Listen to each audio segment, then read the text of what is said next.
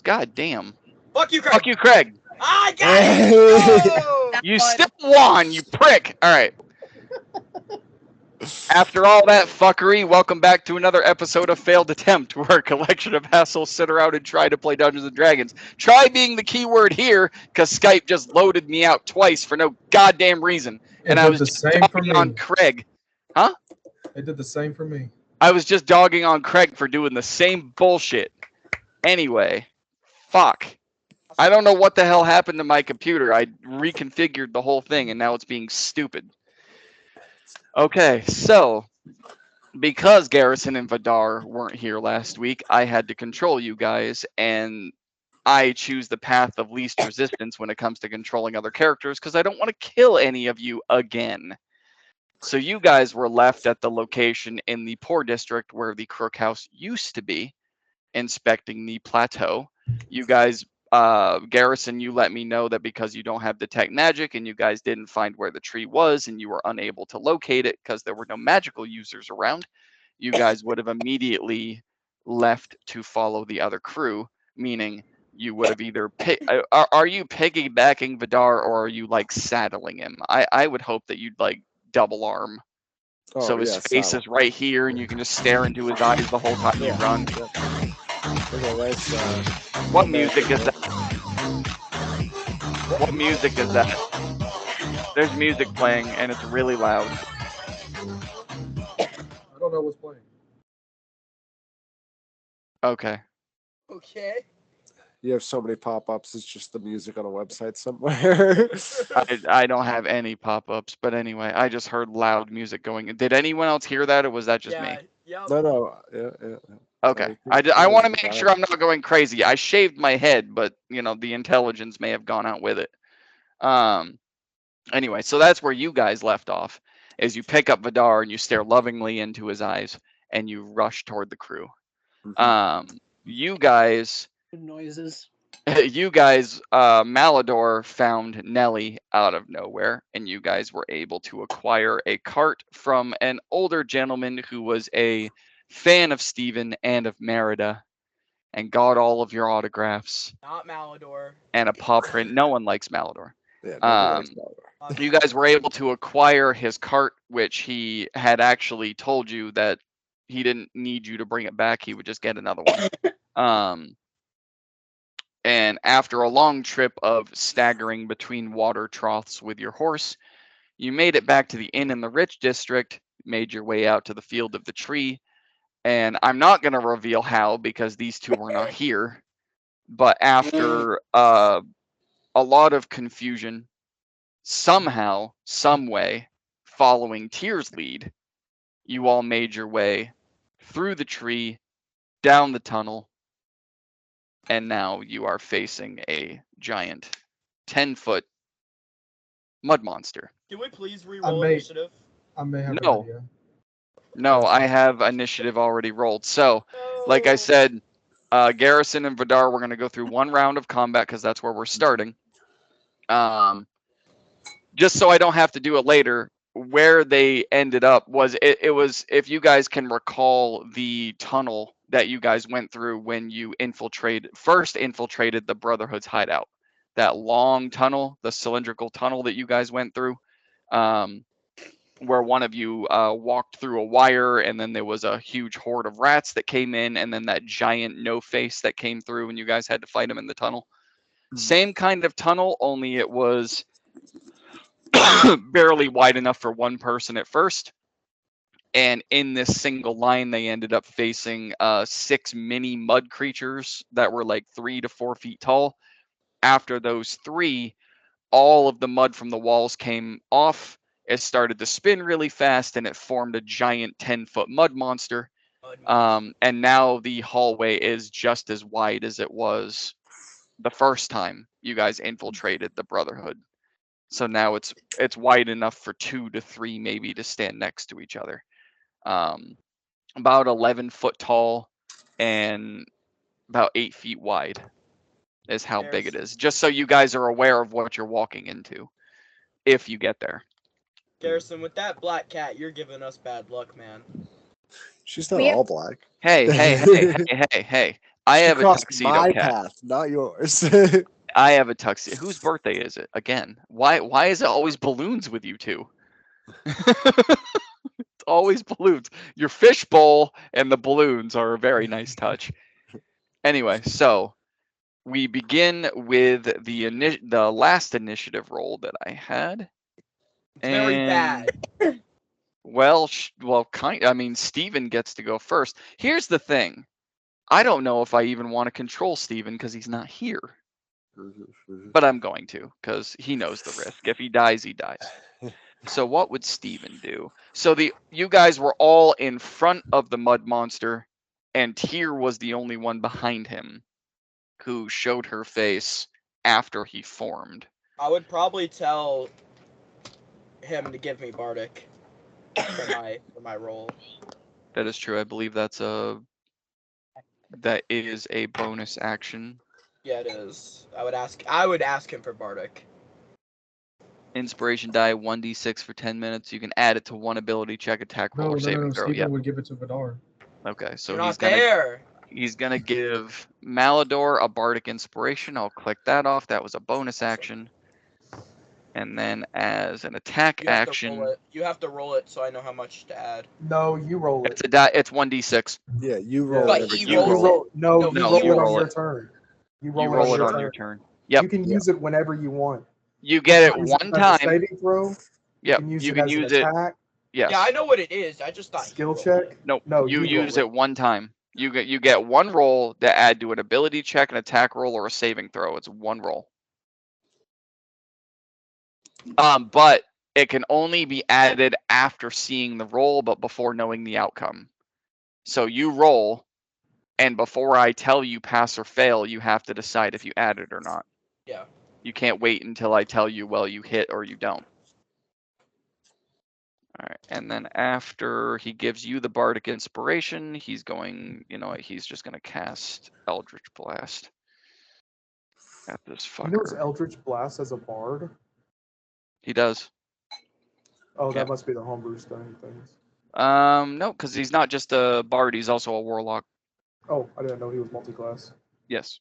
A lot of you are. There's very few of you that aren't. I'm not multi-class. I'm just straight blood. I know. I said there's very few of you that aren't. Garrison's not, and you're not. Everyone else is multi. Everybody else is multi. You and Garrison are the only two Merida? single classes. Merida's multi, Yorick's multi, Steven's Who's Merida? multi. Merida is cleric sorceress? and sorcerer, right? Oh, Yep. cleric. Malador The only reason why I say is cleric is because she has spiritual weapon. Barbarian Yeah. rogue. Malador is barbarian rogue. Merida is sorcerer cleric. Steven is bard warlock. Yorick is warlock cleric. So yeah, Vidar and Garrison are the only two single. We're the only pure. You're the only pure. Yeah, the only If you want to pure think of ones. it that way, sure. I don't know if Ghost Rider would say that, Garrison.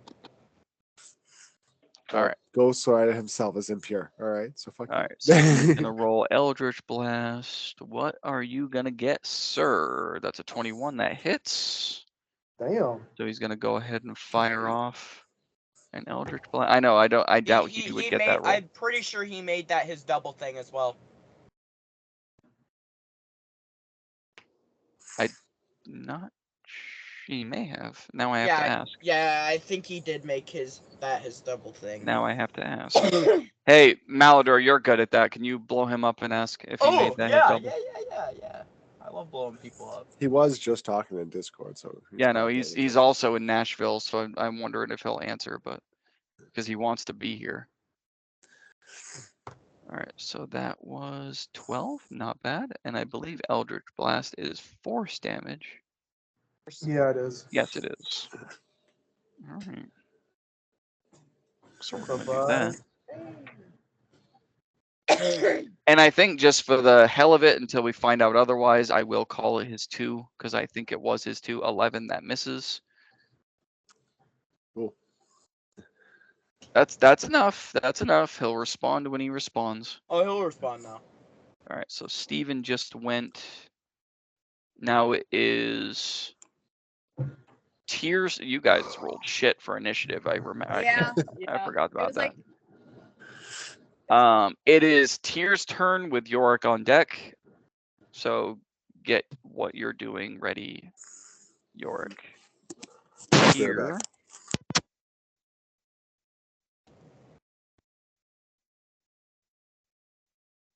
Is gonna miss horribly. And as a bonus action, she will do that. Very good. Okay. Gotcha. All right, Yorick, you are up, and after you is Malador. So Yorick, you're up. Malador, you're on deck. So get yourself ready. I know what I'm doing.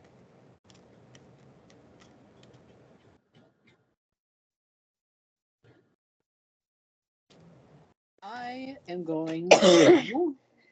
Actually, I don't know what I'm doing. Where did it go? Mhm.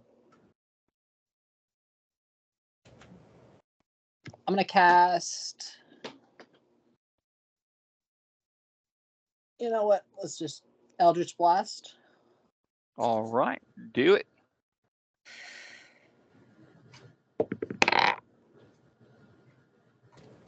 Uh, 9. No, All right. that goes sailing off into the distance.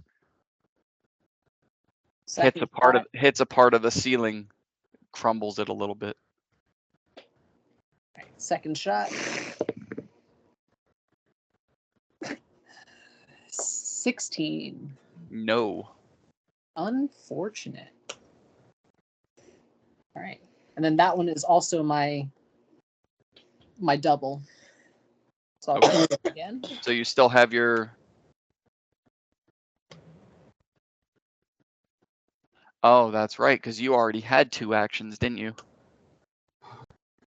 Yeah, warlocks at a certain level are able to use Eldritch Blast, kind of like multi-attack. So Yeah. you have it 3 times now. Yeah. Yes. So let me change because you customized it to say ×3. I'm gonna say or ×2. So I'm just gonna put ×3. There you go. Because if you chose it for your double, that means you have it 3 times. I might have fat fingered the button That's okay. So you're gonna roll it a 3rd time. for the third shot. All right.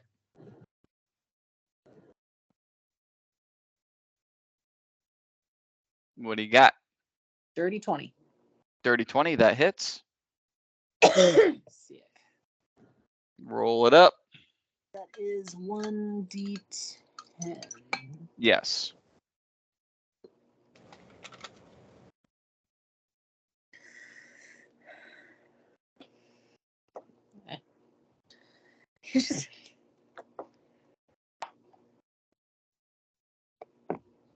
That's 13.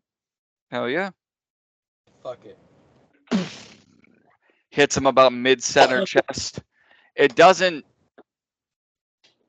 move him as much as you think it should, but then again, he's a giant creature. Okay. And the then fact that you can lob those 240 feet, did you choose something that doubled your spell range? Spell Sniper. Fuck. That's why I was talking to you about it. God damn. Okay. Fine. What does Spell Sniper make it, like 300 feet or something? Well, it went from 120 to 240. Any spell or cantrip that I cast, if I have to roll for a chance to hit, I can double the range. So Eldritch Jesus Blast already Christ. being 120 from one of my other features Is now 240 feet. That's a 200 feet. god damn. Okay.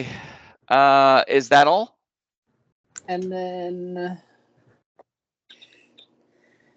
You still have a bonus action if you have anything to use.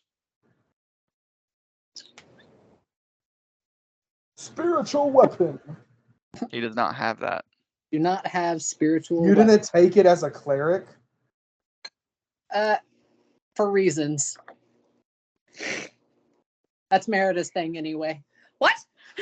If we can have 2 spiritual weapons on the battlefield, All right, holy shit. that'll be it. Yeah, one would be the scythe, and one would just be a giant book, and they would just be constantly fighting each other. You could have done scythe and a hammer and be like, "This is our campaign." All right, Malador, you are up. Merida, you're on deck. Okay, so Communism. the room, it like got big, right? Yep, it's about 8 feet wide now. Cylindrical space, 11 And- feet 11 feet up. And we're together, right? And it's like right here. It's yeah, I mean it's within fighting distance for sure, because How you guys far away are we from it? about 10 feet is where it formed. Tyr is behind it. So you mean I can't cast fireball on myself? Damn. All right, I'm gonna do my shove for my bonus action. Okay. No, I was not flipping anybody off. I broke my finger. Shut up. How'd you I was- manage to do that? Thank you for telling me that. I was about to cry. How'd you manage to do that? My wheelchair bit me. Fuck that wheelchair. Speaking of which, Telekinetically shove one creature 16 within 30 save. feet of you. The target must make a strength. Well, yours says 13. Yeah, it's a 16. It never got changed. there it is. Ooh. Well, let me change that then, because that's bullpucky. No, it says strength 13. So Yeah, 8, but you said it was 9, 16. 10, 11. 'Cause my- It should be 16. Yeah, I it should cannot be. change that, but I'll just remember that it's 16. Yeah, I always remember it's 16. Okay. Let me roll. Because it was supposed to go up with my feat that I took, and it didn't. That's a natural 19. Sorry, bud. Fuck. All right.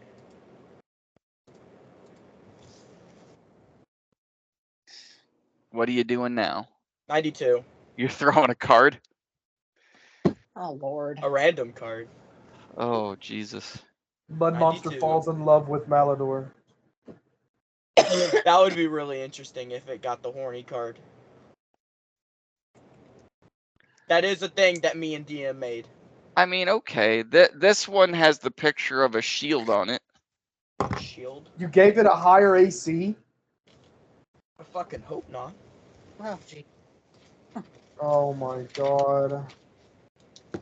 Okay, this one has a picture of a shield on it. If you want details, on the right side, it's red with a black silhouette of Nelly. On the left side, it is blue with a black silhouette of some kind of bird. No, it's not, darling. And then the outline of the shield is yellow. And it's just just picture a shield. Just your standard symbol of a shield. Pick 2 of your companions besides yourself to get a higher AC. Okay, good. Good. Okay, I'm gonna pick. Who's here? Who's all here with us now? Malador, Merida, Steven, and Yorick. Who has the lowest ACs? That would be Probably Merida Steven and Steven. Merida. Them. Okay. So you guys each temporarily get a +2 to your AC. cool. So Merida's how now long? Merida's now up to 18, Steven's up to 17. I didn't fuck us! Well, how Yorick has long? a 15 too. Who knows? He doesn't know. Oh, okay. He doesn't. It was a random card, so he doesn't know the time limit. Yorick also has a 15, but that's okay. So Merida now has an 18 temporarily. Steven it has kind a of fits that 17. Malador wouldn't do anything to help Yorick. Yeah. that is actually true. that is actually true. All right, Malador. What else you got? That's it. All right, and Merida, It's time you for are up. death. What's up? Time for the boop of death. The boop of death. Do it. Instead of calling it chill touch, I'm gonna rename it to boop of death. Actually, I can probably do that.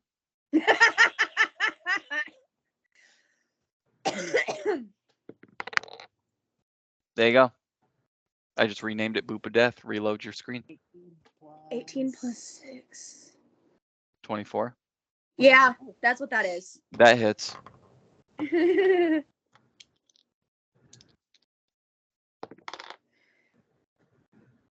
That's a 12 for damage. Okay. So as you put your hands out and cast Chill Touch, the normal reaction you're used to getting, there is none. Okay. I figure the thing doesn't have a brain, but okay. We're gonna do that again. Because that's my 2-time spell. Okay. The Boop of Death. That's gonna be a no. That's a 9. That is a no. Okay. Time for the shiny swipey. All right. Your scythe comes out, all spectral and floaty. Oh my god, that's a no. That's a 8. Yeah, that is a definite no. Swing and a miss. That is All my right. Okay. It is now the creature's turn.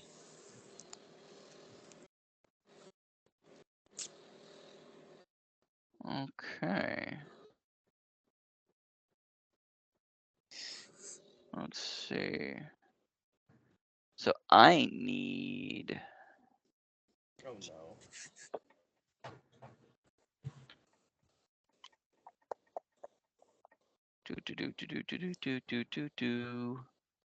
I need Malador and Yorick to give me dex saves. Okay. No, it is not an effect you can see coming. 7. Yeah, I'm using my thing, my bardic. Oh, yep. What is the die? What is it? It's a dex Did you say- save. What's the no my bardic? 1d6. Oh, it's 1d6. Oh, thank God that was a high. So that's a 15. Okay. Yorick, you got what? 9. Okay. So Malador, you kind of feel a rumble underneath your feet, and instinctually you look up and you slide really quickly to your left, bumping Steven out of the way a little bit as a cylinder-shaped trail of mud just shoots from the ceiling straight down to the floor. Oh. Whoa, that was close. However, Yorick watches you do this, and as he's going, nice move, Malador, just gets buried from head to toe in It's this a tornado all over again. heavy Ugh. mud substance that's like dry and wet at the same time. And you are now buried. Oh shit. Love it. Which you lose a turn. Love it. So when we come around to you again, you can't do anything. Pretty sure he's not. This is not the first time he's been buried. No, it's not. No, it's not. All right. And then on top of that, It is what it is. okay, so it is going to do that right there. It's going to lift one of its giant heavy mud monster legs and try to step on Oh, Merida. Which that is that is a 28 to hit. Misses. Okay. I'll take that as a yes. Misses. Do you have the shield spell as a reaction? honestly, Gives you a I'm not +5. that far off from not being able to be hit by that. I have a 21. That is 8 points of bludgeoning damage there, Merida. That's 5 AC away. That's a huge jump. That's Not 7. If he had necessarily. shields. Not necessarily. if I bought a shield, got new armor, and if I took another If I feat, just it would completely be upgraded my insane. character with all Yeah. this super cool stuff, then yeah, you wouldn't be able to hit me at all. All right. So after Merida gets stomped on, it is now like it covered the 10 feet to get to you guys, lifted up a giant leg and stomped down on Merida, who is now laying down on her back underneath its foot. So you are technically in the prone position, but you are now underneath the weight of this giant creature. It's okay. I just need a hand. I'm good. As it then, without moving its mouth, everyone hears a voice that just rumbles the very foundation of whatever you happen to be in at this point in time. You do not belong here. And we're going to switch to Garrison and Vidar, Love that. who You arrive don't belong here. at the tree that you saw from the rooftop that is now completely burnt to the ground. You basically arrive to see the tree, like as you arrive carrying Vidar, you watch the tree just and hit the ground, and it is Ooh. on fire, and that fire is now slowly going out in some parts and spreading across the field in other parts. What would you guys like to do besides putting Vidar down and quit looking into his eyes? Yep. I know I'm pretty, bitch. Put me down. You want to just go get some dinner for Vidar? You know, just How about we just like hang out? Dude? yeah. Let's just go to the bar. I was gonna carve your name into the tree, but it's gone. I mean, this That was my was, idea. you know what? This was gonna be where I proposed, but I can't now. We were told There, that. we hear the muffled like the slamming and the muffled like screams from down below. We're just like, yeah, you want to go grab a drink? Garrison, with your passive perception and your ability to see things in technically, what you noticed during all of this travel with Vidar, something new that you haven't experienced before, is Echolocation? as you're running with all of this speed, if you focus on something, it's as if it slows down for you to be able to see it crystal clear Interesting. All right. within maybe a second, and then speeds back up to the real time.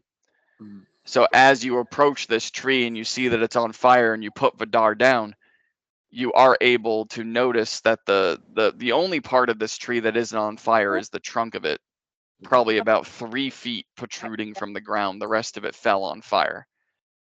And you can see a charred spot right in the center of this about 4-foot wide trunk. But the char continues to sink inward. It just goes right through. But the trunk is not on fire.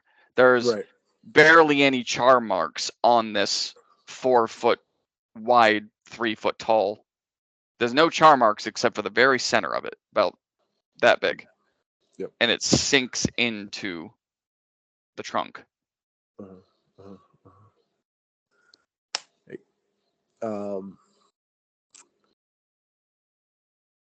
Okay. Interesting. Do you, Garrison? Do you see any like footprints leading anywhere into the tree? Oh, you guys, I'm sorry, you guys both see a huge trail of multi-shaped footprints leading up to the tree. As some of them have gone away because the grass is relifted, but the majority of them are there. Yeah. Okay. Am I able to discern You see, maybe because our of all party footprints? the time you guys have hung out together, yes, you are able Let's be to. real. You're honestly, the ones that you're able to depict the easiest are Merida's. The rest I of have them you can only. No lights, trees on fire.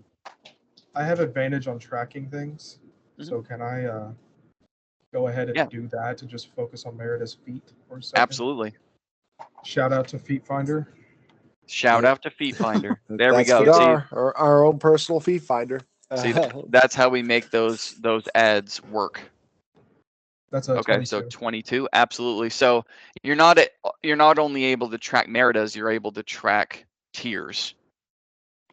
Oh, Because since you're focusing on the very specific panda footprint, you're able to see hers as well, kind of like following alongside her. mhm. And then other footprints that you can only assume is the rest of your party, and they all disappear at the tree. So Like at the base, like in a specific Yes. spot. like right at the base of the tree. Like it basically, like as you're approaching the tree, the footprints all disappear at it, and then they do not continue beyond the tree. Okay. You Do don't see them off to I- the left or the right or beyond it. Another set of footprints that you notice, if you guys are going this way, and all these footprints are leading this way, you see another peculiar set of 3 different types of footprints leading from the right of the tree that also disappear. So I'm looking at the stump. Do I see any evidence of something being left behind? A red fur that caught on the bark of the tree? Just anything? No. Anything at all? Okay. No, with that survival, no. Because you did Um, specifically tracking, I will answer that without another roll. No, you don't. So I'm Can I gonna roll to try to find it? Can you roll the what? Try to find it, like an investigation? Absolutely, if you want to, sure. Lovely. Go ahead, Garrison. well, I was just gonna say, I'm gonna walk up to the trunk and Okay. inspect it more. And so you said I noticed that the center of the trunk is like charred and like falling down. Yes, so it's a 4-foot wide trunk. It is surprisingly flat for the fact that it was, most of the tree was literally burnt down to the point where it just let go and fell. There's no rough parts where the bark was torn. It was as if someone cut it with a chainsaw and then sanded it down. Very, very Yeah. smooth. And about that much of the center, the very, very center of this 4-foot trunk, is charred and sinks in to the point where you can't see how far it sinks in. I'm just gonna like walk up to it and I'm just gonna like almost like hit the center where it's charred. Okay. Like just like punch? like try to like see if it like punches through. You know what I mean? Like it's like the weak spot where it's like been burning. Okay. So, I mean, I'm not even going to have you. Well, you know what? Do a strength check for me. Fuck it. I'm not going to keep giving you freebies. Let's see how badass freebies have we Garrison got? really is with a +6 and a 23 strength. Roll it. So a strength roll or an athletics check? It would just be a strength check because you're just punching. I mean, you're not doing anything really athletic. Okay, that's 25. Hell fucking yeah. So you just like, as an experiment, you know what? Fuck it. You just pile drive down with everything you've got and you sink right up to the fucking base of your neck. Mhm. Just everything, like here to here, is just now inside this tree. And as you're feeling around with all of these new fresh splinters being just driven into various parts of your arm, you can feel what kind of feels like the rung of a ladder. Interesting. Okay. Yep. Roll So yourself? Vidar, I think I found something. I'm gonna try and like step into the stump. I don't know. Like you know, like if I can feel it now. Do I feel like the surface when I punched into it, did it break, or was it like malleable that like it like spread through, like, so like it's like almost like is it an illusion, or is it like, Oh no, or no, is it no. like putty? You Like punch what is through. You punch through and you feel the pinches and splinters it? all the way up through. Like your elbow is basically like braced between 2 parts of wood that you didn't know were there at the time, and just various parts of the trunk that you broke through with that amazing punch, just pinching into various parts of your arm as you I have a tore question. through it. You didn't take any damage, however, you instantly felt more thirsty. I have a question. So you know Okay. that parts of your arm are now just kind of bleeding as Yeah. as you're holding on to this ladder. And Vidar, as Garrison looks up at you and says, "Hey, I think I found something," the rest of his body just sucks in. Okay. And you are now Don't say anything. Don't say anything. you are now Oh, holding on to the top rung of what you can now see as a ladder. Can I make a dash to try to grab him, please, or hold on to him? You can give me a dex check, sure. Garrison is a vampire. How does that not? Wouldn't Spike? 17. It's not in my heart. Like I'm just trying to grab his foot so I get sucked down too. Okay, so you successfully grab onto his foot, and you just like pile drive your own face into the 4-foot flat spot of this trunk as your arm sinks into the hole with him.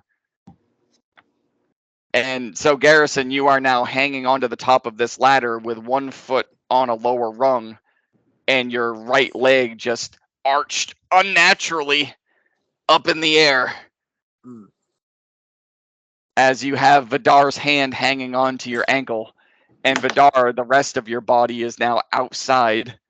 And you again, you also do not take damage, but you can feel the pinches and splinters and just blood kind of trickling. I feel the blood trickling, but I can't feel pain. I'm gonna grab his hand and like pull him through. Okay. Yeah, I mean that's. I would assume at this point you're not contesting anything. Oh You no, did I'm a limp noodle right now. Okay. So, Garrison, I'm you going Just a full- limp wet noodle. I'm just Garrison- a limp noodle. just again unnaturally with your leg behind you up in the air, you just grab onto the wrist the best you can and you yank down. And I need a dex save from you, Vidar, and another strength. Actually, it'd be a strength save from you, Garrison. If we're proficient in it, we get advantage, right?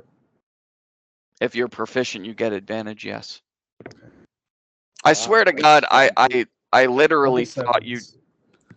Okay. I literally, just to clarify, I thought you said if we're proficient, we get a bandage. Advantage. Okay. I got a Yes. 14. So that's fine. So Garrison, you yank down, and as you're yanking down, you're able to hang on to just like this pendulum swing, being at this odd angle.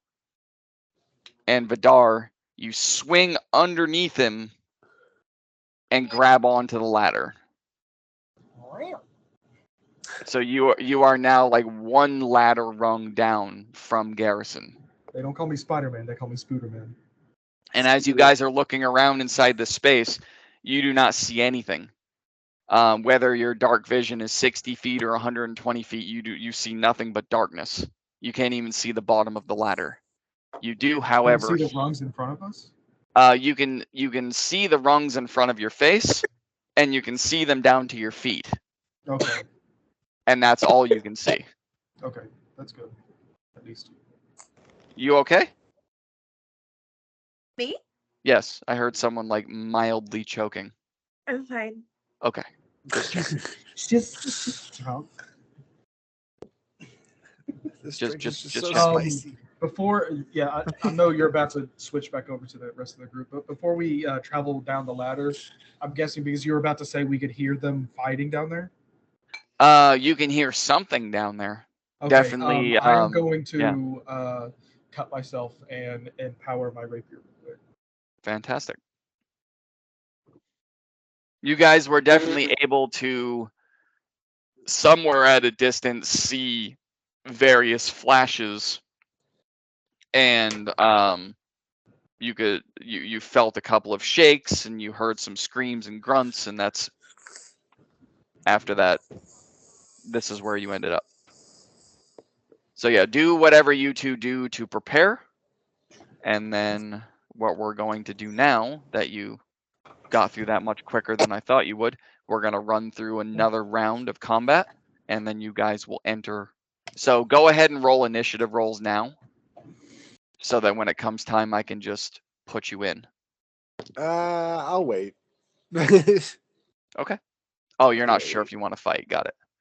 No, I just rolled terribly. So Well, I mean, I still need the initiative. Still need the initiative roll, whether you're gonna fight or not. So, 12 and 13. Got it. Can I roll it again? No. All right. So What if I have 12. advantage? No. Even though you know it's coming, there is no advantage on initiative. I think unless you're a halfling. No. There's the Twilight Domain cleric can give people advantage on initiative. Oh well, fuck It's just them a then. free action whenever they Gotcha. want, and there's no limit. All right. So we're gonna go why back not to just all the we're gonna go back to the top of the round, who is Steven. What would Steven do? WWSD. Probably He- something big damage. He would step off to the side and start writing a book. That's what he would do. All Lovely. right. Lovely. that tracks. Tracks. He would step off to the side and start making notes.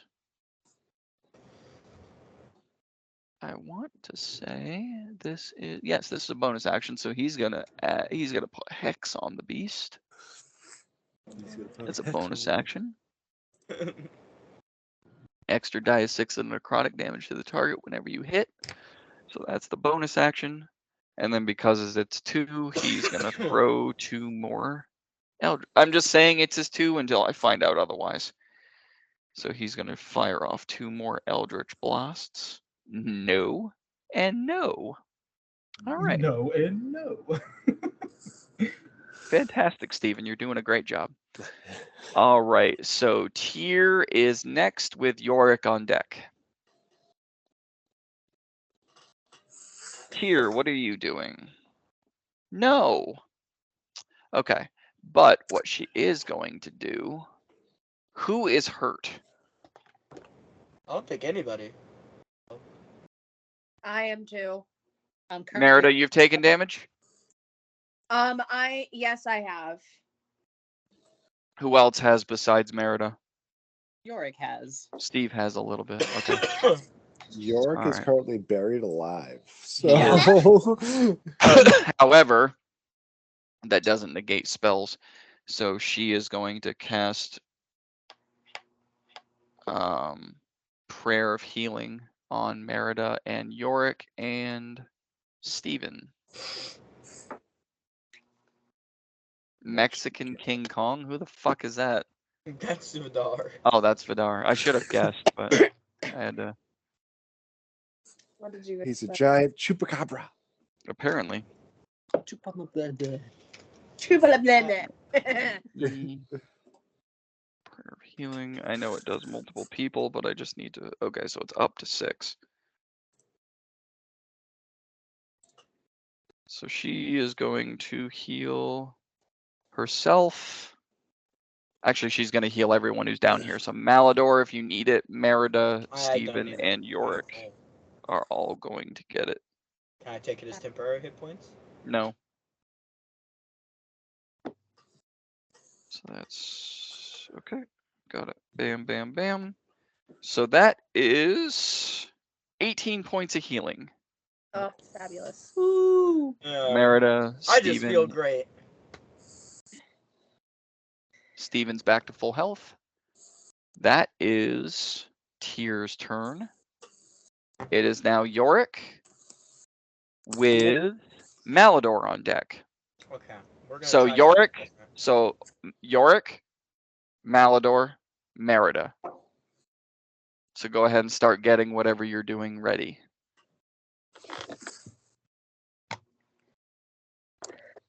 Oh, Vidar's not down here. Fuck. I need Not him yet. to get down here. Because I want him to do his disadvantage on saving throws thing. He will be down there soon. I am currently cosplaying as a Pile of ancient dirt. artifact. As an ancient artifact, as a pile of dirt. Yep. Buried alive. I mean, if it means anything, you don't need a save to get out. You just lose a turn getting out. Yeah, I'm digging my way out. Yeah, that's one thing about it. You don't need a save to get out. You just lose an entire turn getting out. Yeah, So it's my turn? that's Yes. fine. So it is now Awesome. Malador. Awesome. Okay, so I'm gonna do my Hellfire Chain. All right. Yeah, that hits. What'd you roll? 19 plus 8. Yeah, That hits. It does not grapple. It doesn't? It does not grapple. Does it do damage though? Because it does fire damage. Roll your damage. Let me see what all I have to do now. It's almost my turn. I have. That is your 2d6 for bludgeoning and a die of 8 for fire. That's 1, 7 bludgeoning, and then 8 fire. 7 bludgeoning and 8 fire, and then add those and then add 8 to it. Because you get +5 for your fire and +3 for your bludgeoning. So You said 7 and 8 yeah, is what? 15 15, plus 8, 23. Okay. 23, and I'm gonna do it again because that's my double. Do it again. Yes. I don't think that hits. What do you got?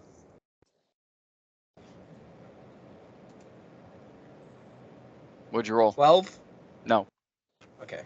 And then for my bonus, I'm gonna do my shove on Merida to get her out from under the. Okay. But I The want to do it target as must a pull. succeed. I can pull, right, with it? Okay, so for this, I know Merida's not going to be unwilling, so Malador, go ahead and just do a strength check. Okay. And as long as you beat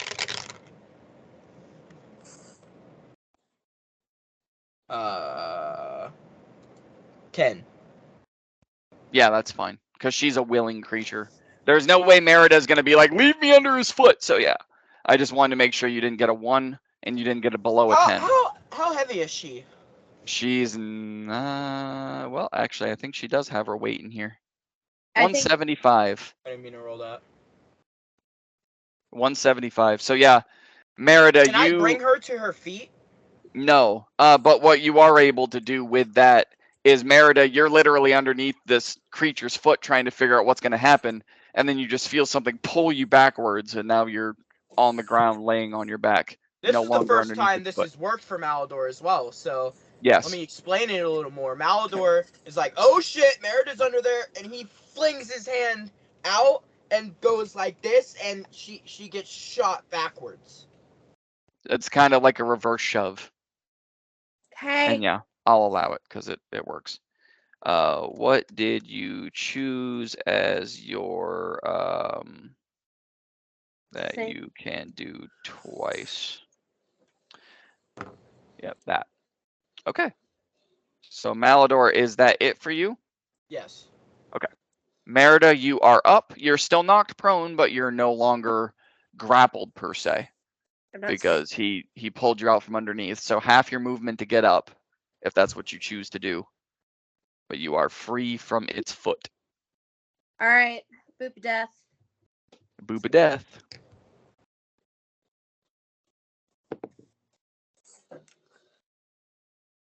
Dirty 20. That hits. Oh, it wasn't the. Oh, it's the void bolt. Okay, I should have known that. I don't know his character very well. 6. Well, you know what I'm gonna do then, sir? I'm gonna put this as ×2. So that I do not get confused by that again, fucker. You got free Eldritch Blasts for no My reason. bad. I really No, did it's fine. that. I got confused with York because his Well, is that double. that makes up for Yorick missing a turn. It's fine. Steven just told Yorick to look outside his window. That's kind of creepy. Okay, so 6 damage. Again, you reach out and you do the chill touch, and the reaction that you're used to getting, you just don't get it. It barely even responds to what you're trying to do. Okay. I'm gonna go ahead and do that again. Okay. Because it's either that or my bonus action. So why the hell not do it again? So. That's a no. That's a no. All right. Shiny swipey. Shiny swipey. Maybe. That's a no-y as well. All right, fantastic. Is there anything else Merida would like to do? Did you get up when you did this, or did you just stay laying on the ground? Okay. So you stayed laying in the prone position. Okay. Which, if they do, just so you're aware, melee attacks are at advantage when you're on the ground. Okay. All right. I do have movement though, don't I? You have, if you choose to keep on the ground, yes, you can use half of your movement to scuffle away. Which means you would have 15. You'd have 15 feet to move backwards or sideways or whatever if you choose to stay on the ground. Yeah, I'm gonna butt scoot backwards, just All away right. thing. Well, that's a Merida thing, so that makes sense. She just butt scoot out of the way. Okay. All right. Let me just see. Okay, so it is going to extend its arms out as far as they will reach, which the size of this creature, it is an 8-foot cylindrical area. And when it puts its wingspan all the way out, its hands are within inches of the walls. Okay. And as it does that, it kind of looks up and that sucked. And then I'm sorry, one more time. The whole area begins to shake, and actually Garrison and Vidar, you guys both feel this coming off of the ladder. As you're at the bottom of the ladder, all you can see is when you turn around, like there's no extra space. As soon as you get down off the ladder, there's the tunnel leading up, and then you turn around and there's another tunnel. You go through this single person sized door, and then you're in this huge tunnel that's reminiscent of the first time you went through the tree to get to the Brotherhood. And there's your party and this 10-foot, like 6-foot wide mud monster. That is what you two see as you enter. However, it roars to the point where it shakes the ground. And let me see something. Oh! Yep, actually, I need to do that. Okay, so as you guys saw before in the first fight when you came down here, 4 of its minis shoot out of the walls right in front of it. Again. So now between you and it are 4 of the 3-foot tall mini mud monsters. Which now I have to do this. Yep, that's fine. I already know where these things are going to be anyway. So I really don't have to worry about adding them to initiative because I already know where they're going to be. Me staring at you from your window. Nice. Yeah, that's definitely unsettling. I'm not going to lie. Okay. I made that right now. All right, and then it's going to use, let's see, a second here. It's going to use one of its legendary actions. Hey, yo. Let's not do that. So I'm going to do that right there.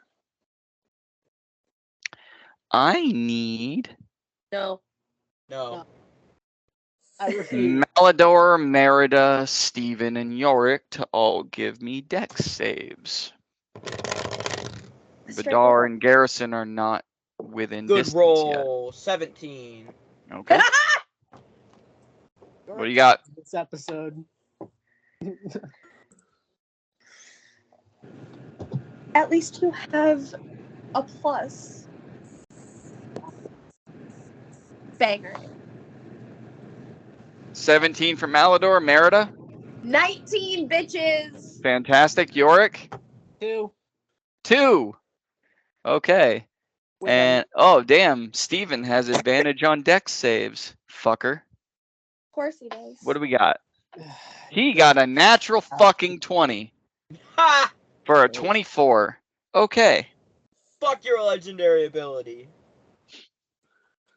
All right. So Yorick, Bye-bye.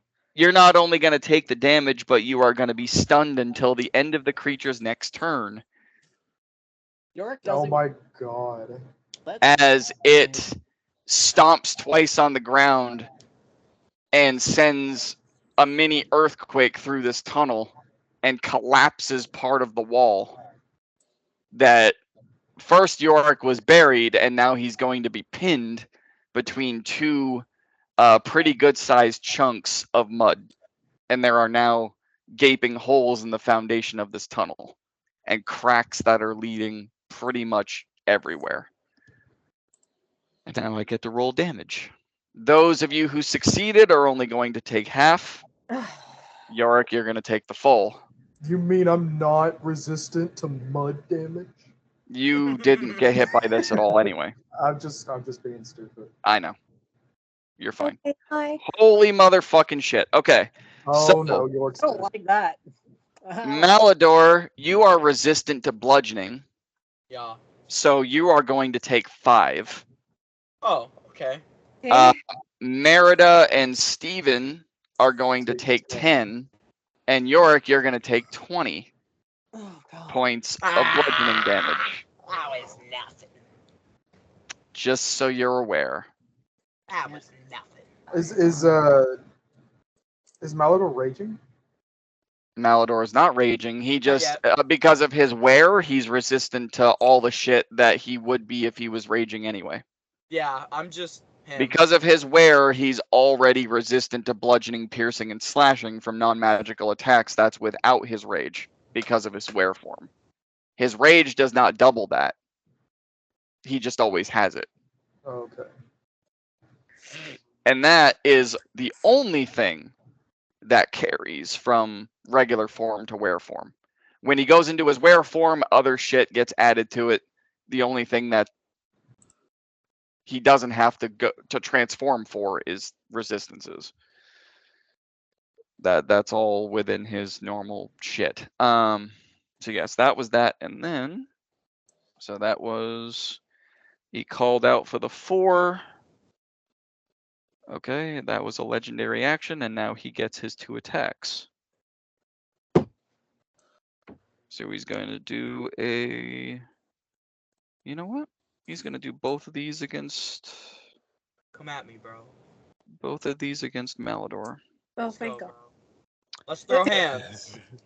That is a 23 to hit Oh, just barely hits. and a 26 to hit. Yep, that hits. Okay. Reaction, fire shield. Okay. As you come up with the fire shield and it is punching you, you are going to notice that the fire does not do anything to it at all. No, does it still do my damage? D8? Nope.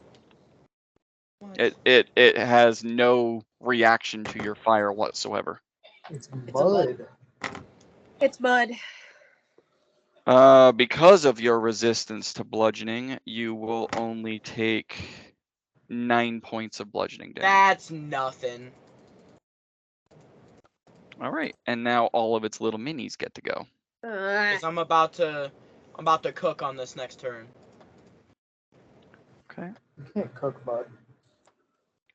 Mini is gonna go after Merida, who's on the ground, so it gets advantage. Asshole. That's a big fat no. Thank God. One of them Merida's is going sitting at to... 18 AC right now, right? Yes. Okay. For yes, now. okay. For now, yes. I can't remember stunned. That's advantage, right? It's not automatic. Attack rolls get advantage. Advantage. And I automatically fail strength and dexterity saves. And you're at 15. That's an 18 to hit. That hits. That's 2 points of bludgeoning damage. Let's see. Another one is gonna. Okay, so Merida, that's 18. That nope. Meets Or- it, beats it. Beats it. So Beats it, beats it. that Yeah. I'm sitting at 18 right now. So that's 6 points of bludgeoning damage. And then another one's going to go after Yorick again, and that's a big fat miss. So the 4 of them went Jesus. With advantage, and it missed. with advantage, and it missed. Damn. No. Yes, with advantage, and it missed. Thank you for reminding me. Oh, well. Nice. Okay, so it's going to be top of the round. We're back to Steven. Garrison and Vidar, you guys will be joining this time. Okay. So once I get to So- you, I will tell you when you're going. Okay. I can yell out Steven- something I to don't- Vidar, right? You can now, yes.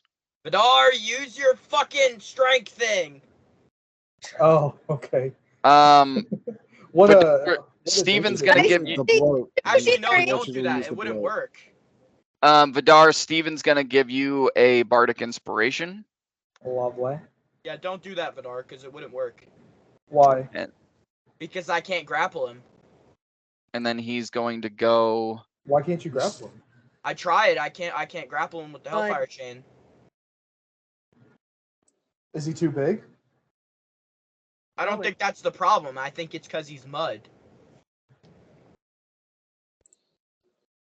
Okay.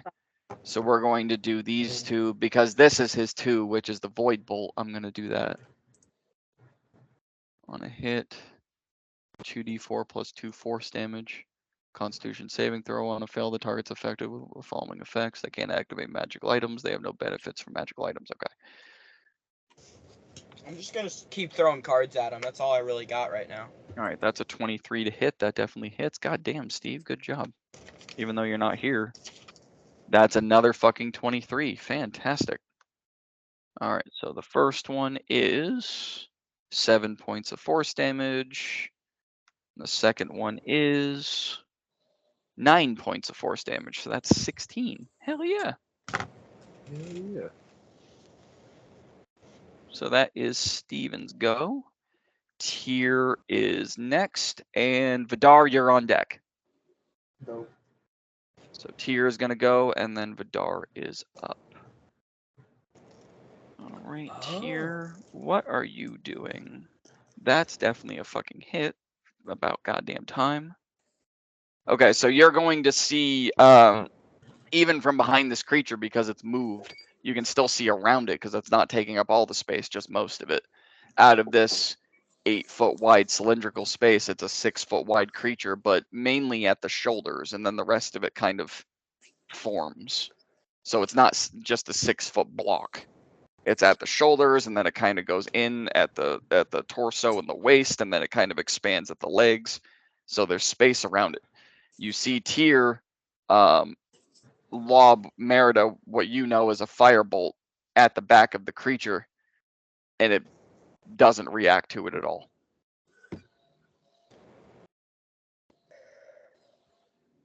And that is her turn. Vidar, you are up. Garrison, you're on deck.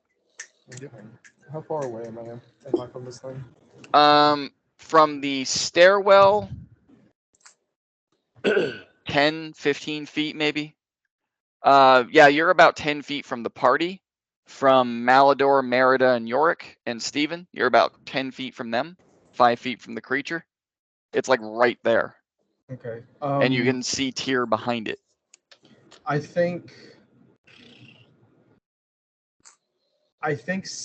Vidar seeing Yorick just completely buried and then surrounded by those little minions. I think he'd go and help Yorick. Well, not buried anymore. He's pinned between 2 big pieces of mud. Okay, so he's gonna go try to get those things off of Yorick. Okay, I'm just letting you know he's not buried anymore. Basically, what you would see Yorick as being is a pile of mud about like taller than Yorick is, would have been pushed off and crumbled as he dug himself out of it, and now he's kind of standing in front of a big pit of hardened mud, and directly in front of that big pit of hardened mud is now 2 giant chunks of mud that are just pinning his shoulders together. Mm-hmm. So he's not having a good day. I got you. No. Yeah, I'm gonna go after one of the little guys that have been attacking him. Okay. So, rapier kill.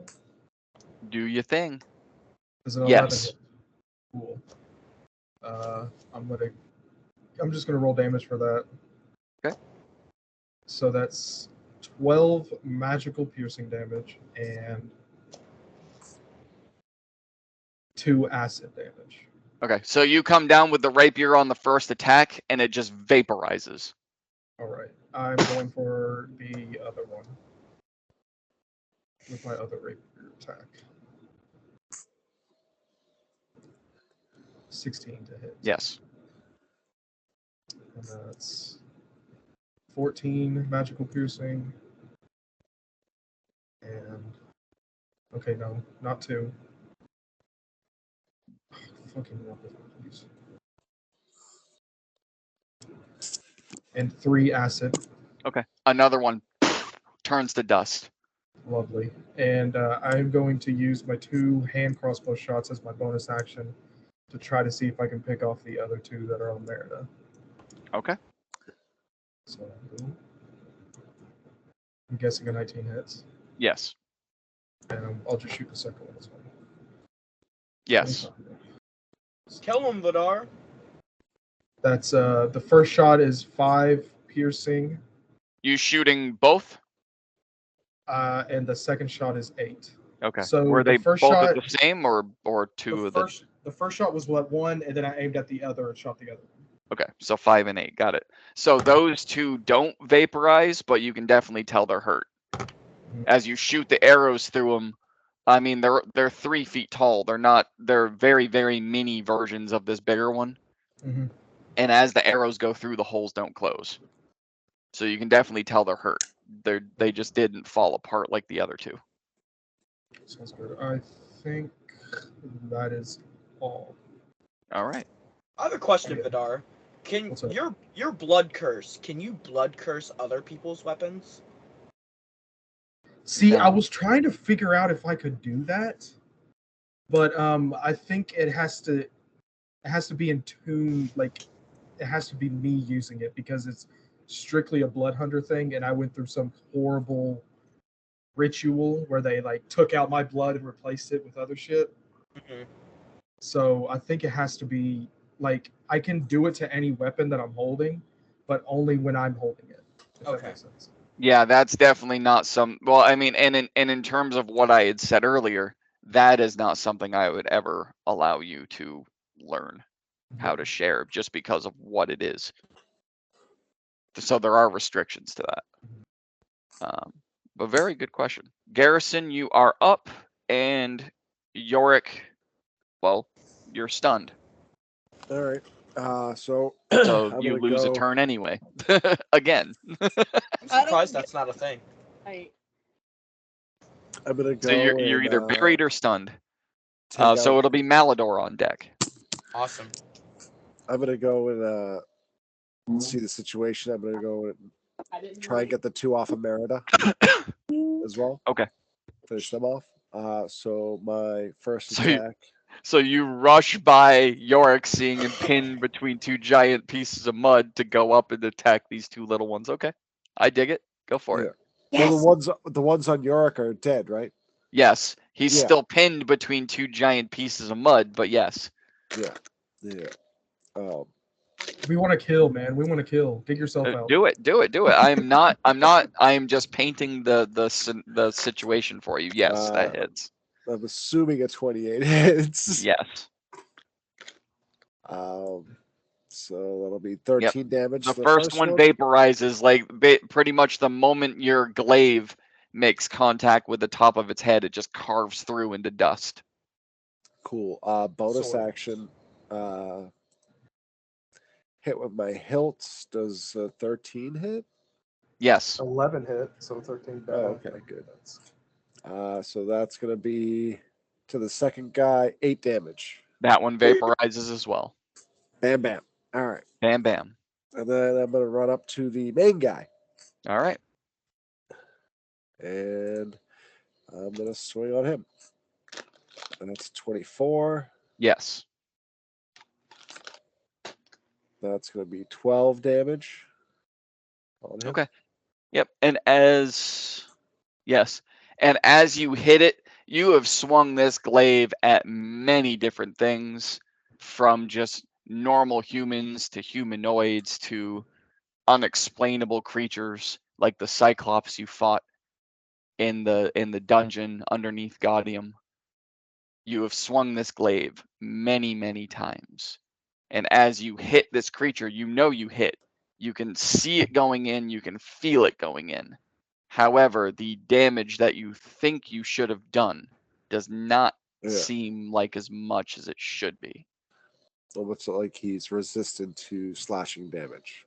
Almost like he's resistant to slashing damage. Because he's a pile of mud. I'm curious if it's like non-magical slashing damage, kind of like how Malador's thing is.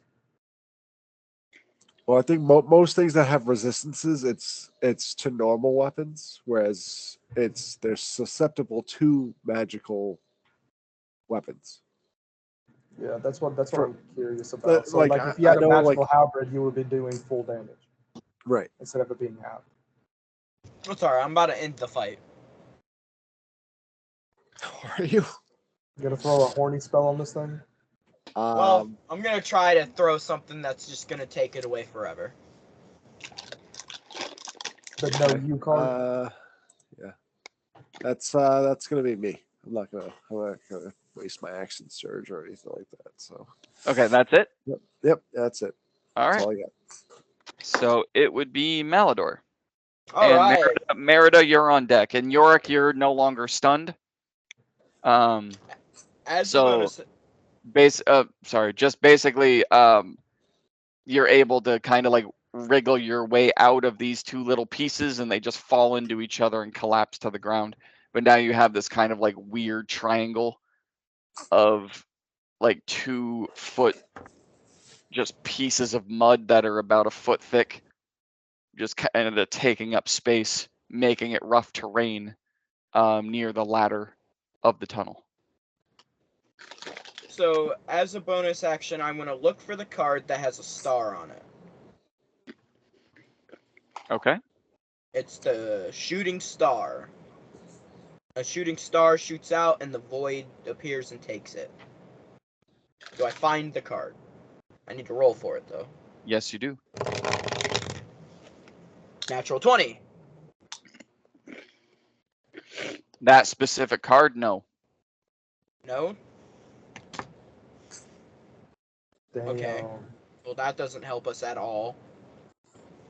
I know what it did, and that's not why I said no. It's because you've used it already. Yeah. You do not find a double. Okay. Well, that ruins the turn.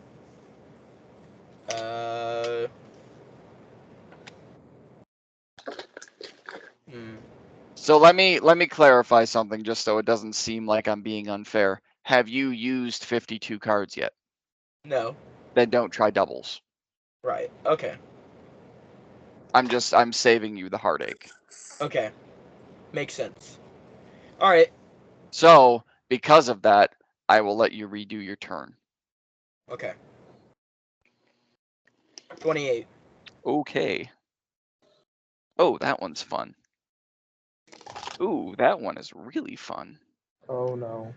Oh no. Okay. What'd you do, Malador? So one of 2 ways. Malador kind of looks through the card, furiously trying to find the star one because he knows if I throw this, a portal's going to open behind it, and it's going to disappear, and we'll no longer have to deal with it. And just furiously trying to find it, and he doesn't find it. And he goes, oh, this one looks interesting. We'll use this instead. What's it look like? The picture on this one is literally just a perfectly drawn gray circle. Already had a circle. Circle lion. Okay, gray circle. It is a perfectly drawn gray circle. No other descriptions on it whatsoever. No letters, no numbers, nothing. Just a perfectly drawn gray circle. And as you throw it toward the creature, every single one of you get glued to the wall. Oh. Like a giant magnet slams you all into the wall. So let me see which direction you went.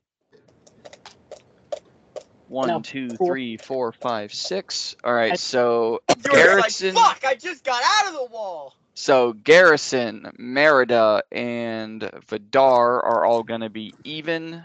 So you're gonna be stuck to the left.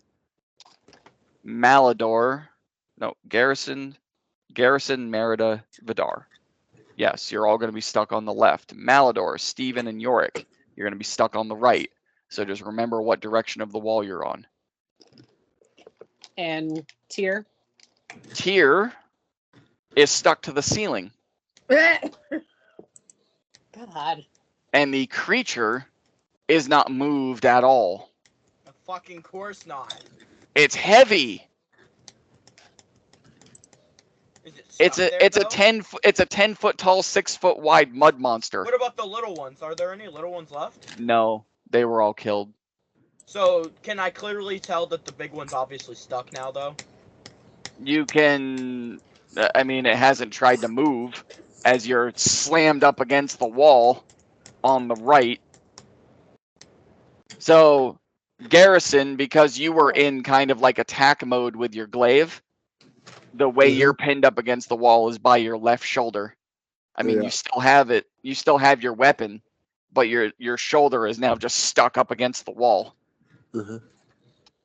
Merida, I mean, you were on the floor to begin with, so actually you can just stay there. You wouldn't have been taken to the side because you were already laying down anyway. I'll just stay on the floor. You'll just stay on the floor as your sister is literally brought to the ceiling behind the mud monster. Exact opposites, I tell ya. But yay, that was Malador's turn. I love that card so much. Yeah, it's so awesome. All right. I'm just gonna draw on my book. Yeah. Merida, give me a. Are we all restrained? Sort of. It's rolls to get out of it. In terms of like, can you move from where you are? Yes, but like with your shoulder being glued to the other side, you can't exactly. It's a roll to see if you can break away from it. Is what I'm about to start doing.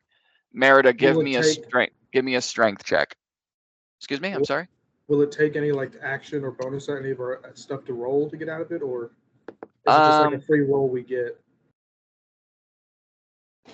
It's one of your actions, I'll say, but you guys all have multiple anyway. So it's not really a big deal. Like if you burn more than one action trying to get away, you can burn all your actions trying to get away, and then you're free. But it is a roll to break away. That's nice, at least, so we get more than one chance. Since I have the telekinetic shove, which is technically also mage hand, could I use that and use my bonus actions? You have to use actions either way. What do you mean? You have to use an action to try and get away. Even if you're gonna use mage hand as a bonus action, mage hand isn't really. It can only lift 10 pounds, so it's not really gonna be able to pull you away from the wall since you're more than 10 pounds. Okay. But I understand what you're trying to ask. But Merida, go ahead and give me a strength check. Let's I see. might just stay on the Yes. So Merida, you are surprisingly, surprising to yourself anyway, able to kind of like, and just whatever it is that's sticking you to the floor, you're able to sit up. Okay. And as you sit up, you see Tyr is on the ceiling, way over there, behind the mud monster, and the rest of your party is just over here and over there, stuck to the Wasn't wall. she invisible? No. Over there, and up there. No, Merida wasn't invisible. I don't No, even think she Tyr can was go. invisible. Tyr was originally invisible. No, Until we you got. couldn't see her. You until just couldn't see where the attacks were coming from. I never said she was invisible. Okay. I'm gonna yell at that cat so fucking hard. I did tell you that she lobbed a fireball, so you knew what direction she was in. I never said she was invisible. What you doing? Booping the snootin'. Booping the snootin'. That should be the name of the episode. I'll probably name it that. Boop and the Snootin'. I did already rename Chill Touch as Boop the Snoot. 16. No. Damn. Okay, we're gonna try that again then.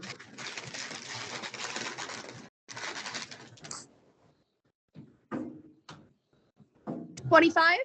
Yes. Okay, so now this is where, as a DM, I am nice. This is your 6th Chill Touch against this creature. You are now able to conclude that it does not take any damage from necrotic. Then I am freaking useless in this fight. I mean, I did say that you didn't see the normal reaction it would take.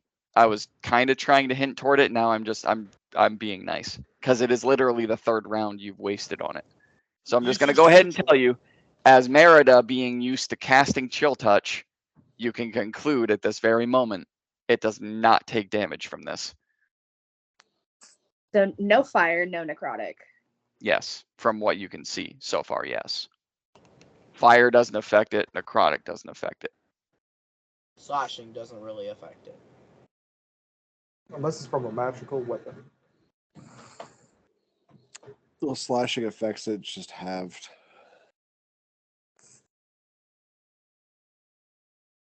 Okay. And Yorick, as you are glued against the wall for the 3rd time, not able to move, as if you're not supposed to be in this fight at all, it seems. You once again see those same 3 images coming down the ladder to your left now and run down the hallway.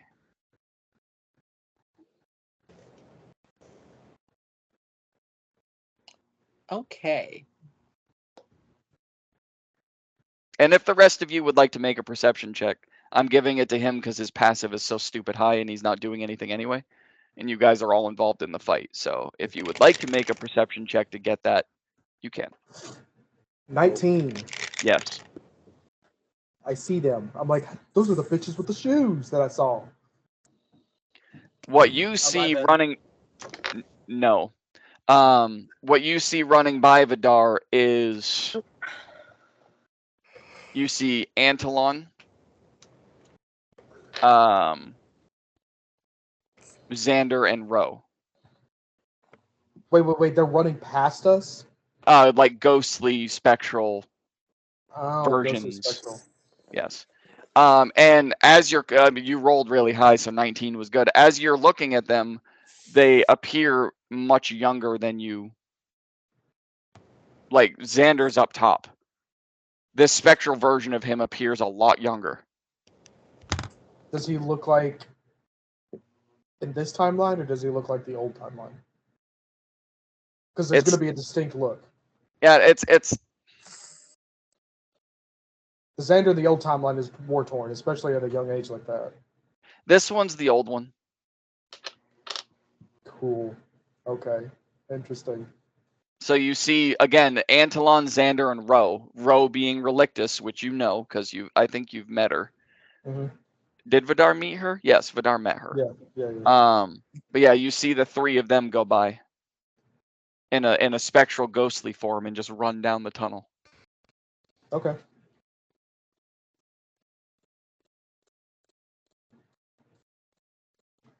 And as the 3 of Is them Garrison right pass, next to me? Garrison is in front of you, stuck to the wall. I believe Okay. you guys are on the same side, right? Yes. Mhm. So it would be you stuck to the wall, basically like back up, arms up, and Yeah. Garrison's right here. Mhm. With just his shoulder. So like the back of your hand could touch his back. Yep. As you're glued.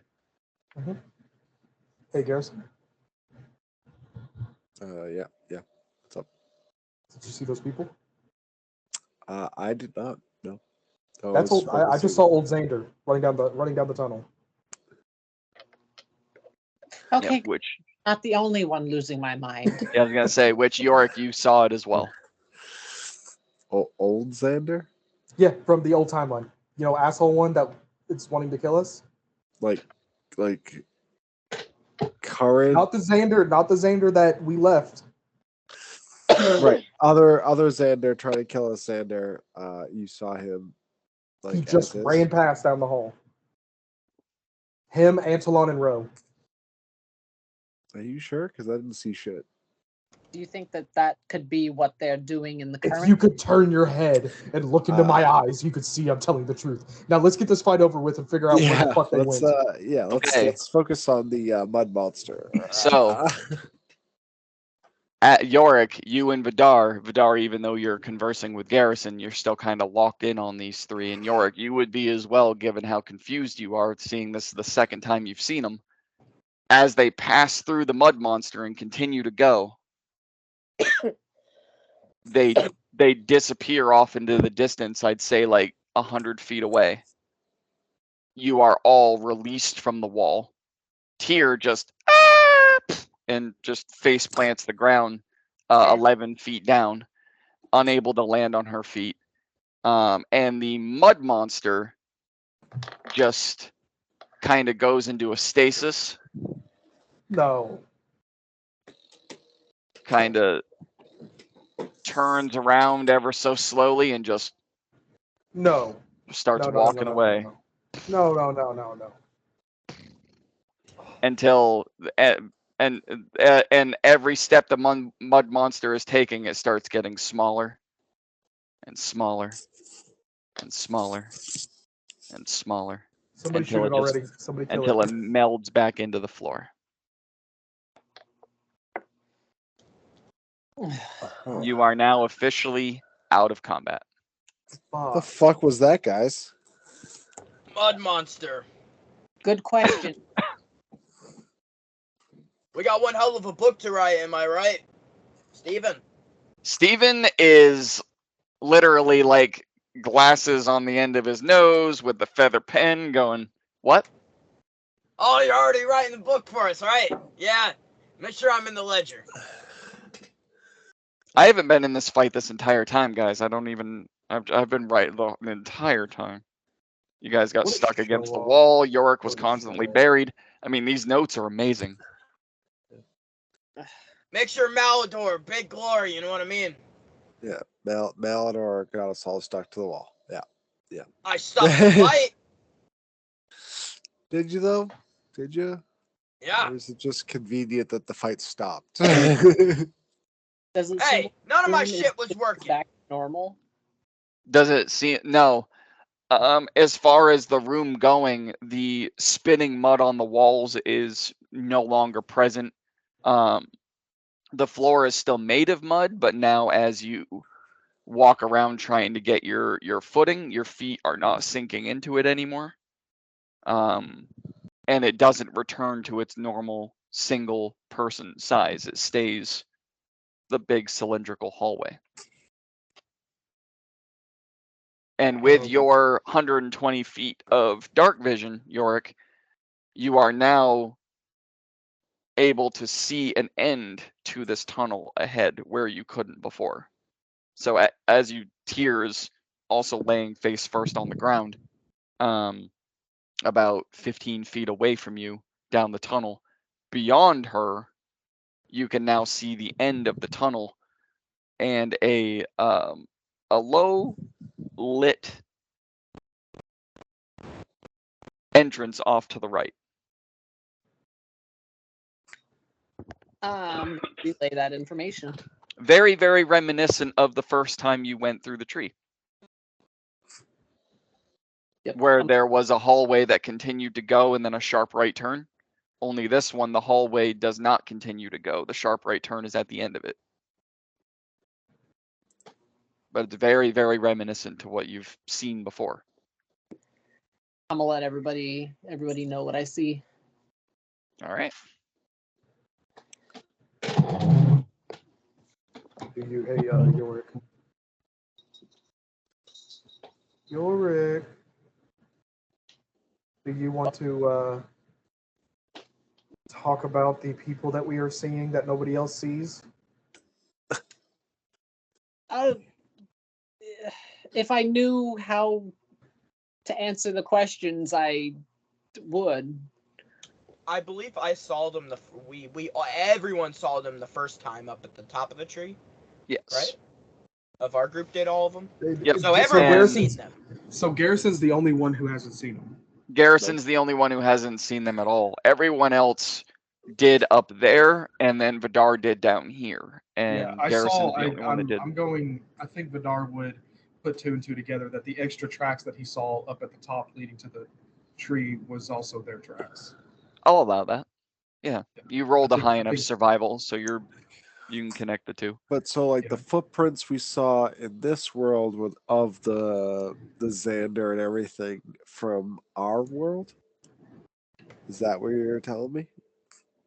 I'm telling you that when we were stuck to that wall, I saw 3 spectral figures run past us. Yeah, And it they was were not kind the of. Xander that's upstairs or up the ladder. It was Antelon and it was Ro. We saw it They- as well, and they kind of guided us down here. They were very distinct. Yeah, Uh, we didn't really put 2 and 2 that they were our reminiscence, but I good don't job know. with that I one. don't know if Antelon and Ro. I'm assuming that they are, but the only thing is, I can distinctly tell a difference between the Xander from the old timeline and this new Xander. They are But- 2 completely different people. If anyone would know if they were different, it would be Malador. Would he have recognized that it was past Antelon? Of Antolon? Yeah, I mean, the only time that you really saw your dad in the old timeline was when you were a kid, and then you got bit and escaped. So, sort of. I mean, it's all kind of a blur to Malador anyway, of like what he looks like, because you did Right. see him. You saw him recently when he was Right. older and when you were older. But in terms of like knowing if it was from the original timeline or from this new one, you're not really capable of making a distinction. You just saw him younger. You just saw him younger. God damn it! Which Is which that version? why when he was leading us through the friggin' tunnels, he was like, "Oh, this wasn't here before," because he came here in this world and not in ours. What the fuck? Remember No when he was shot, leading yeah. us from the tunnels? He's like, "Oh, all this has changed. All this is different." It's because like he came here. That doesn't make sense though, because That he makes- was originally from our timeline and knew all of my trauma already. Right. Yeah, but no, but I'm Unless- saying wait, that what- means what he if- visited this timeline. He That's visited Yeah, that this doesn't and mean we tree he's already not this knew jumping me back and and knew forth all of between the- timelines. That still wouldn't make okay. That means he jumped timelines as well. That means he came to this tree beforehand because that's why he was like, "Oh, none of this is the same as when I was here As before." a It's young because person. So when he Yeah. was a young person before Malador was born, he came jumped here timelines. apparently with Xander and Ro, came here to this tree, did whatever they're doing. That's why we're seeing their spectral figures. Okay. it's Jesus all Christ. coming together now. It's all coming together. It's I mean, I getting still have so many more Fuck questions. with- I hate but- you right now. I hate your Facebook with. I hate you. And as you guys are having this argument, Tyr down the hallway is going, by the gods, fuck, and peeling herself up off the ground. As dirt's just kind of falling off her face with a little bit of I blood from Panda From the- Bear's asshole. the 11-foot drop. Can someone help me, please? I And got she's- it. Yeah. I'm gonna Maldo's gonna walk over and help her. So Malador and Yorick are just gonna kind of like speed their way over there to help her off the ground. Merida's just gonna slowly stand up from her butt and just go like this. I'm fine. Asking? Malador and Yorick each take an arm and just get Tyr up onto her feet, and she brushes herself off. So, hi sis. What are we doing now? Continuing. I guess we're going down to that doorway that you were pointed out. Bubba's. That's what we're doing now. We're being accosted by a cat. Bubba's. She's like, okay, and just literally like spins around and continues walking. Malador continues as well.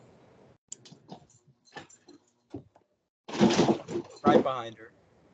Yeah, I mean, I think we should it's go towards that door on the far end. Yeah, I think that's where we're going. Yeah. you guys all going? All right. I mean, it's 100 feet away, so if you're all going, I don't have to do any weird timing shit. So Yep. you all, Malador and Yorick and Tyr all arrive at it first, but you guys arrive at it, pretty quick. So as you're all standing at a group, it is again a doorway that is fit for one person to go through at a time, and then once again expands into a large tunnel. This one only going probably about 20 feet in length, and then a very familiar door. Familiar is good.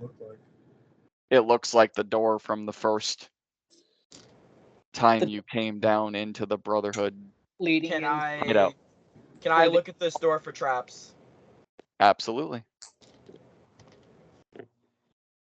Oh yeah, Malador is a rogue, isn't he? Yeah. Yeah. What am I rolling exactly? That would be perception, I believe. Hold on. I want to be right on that.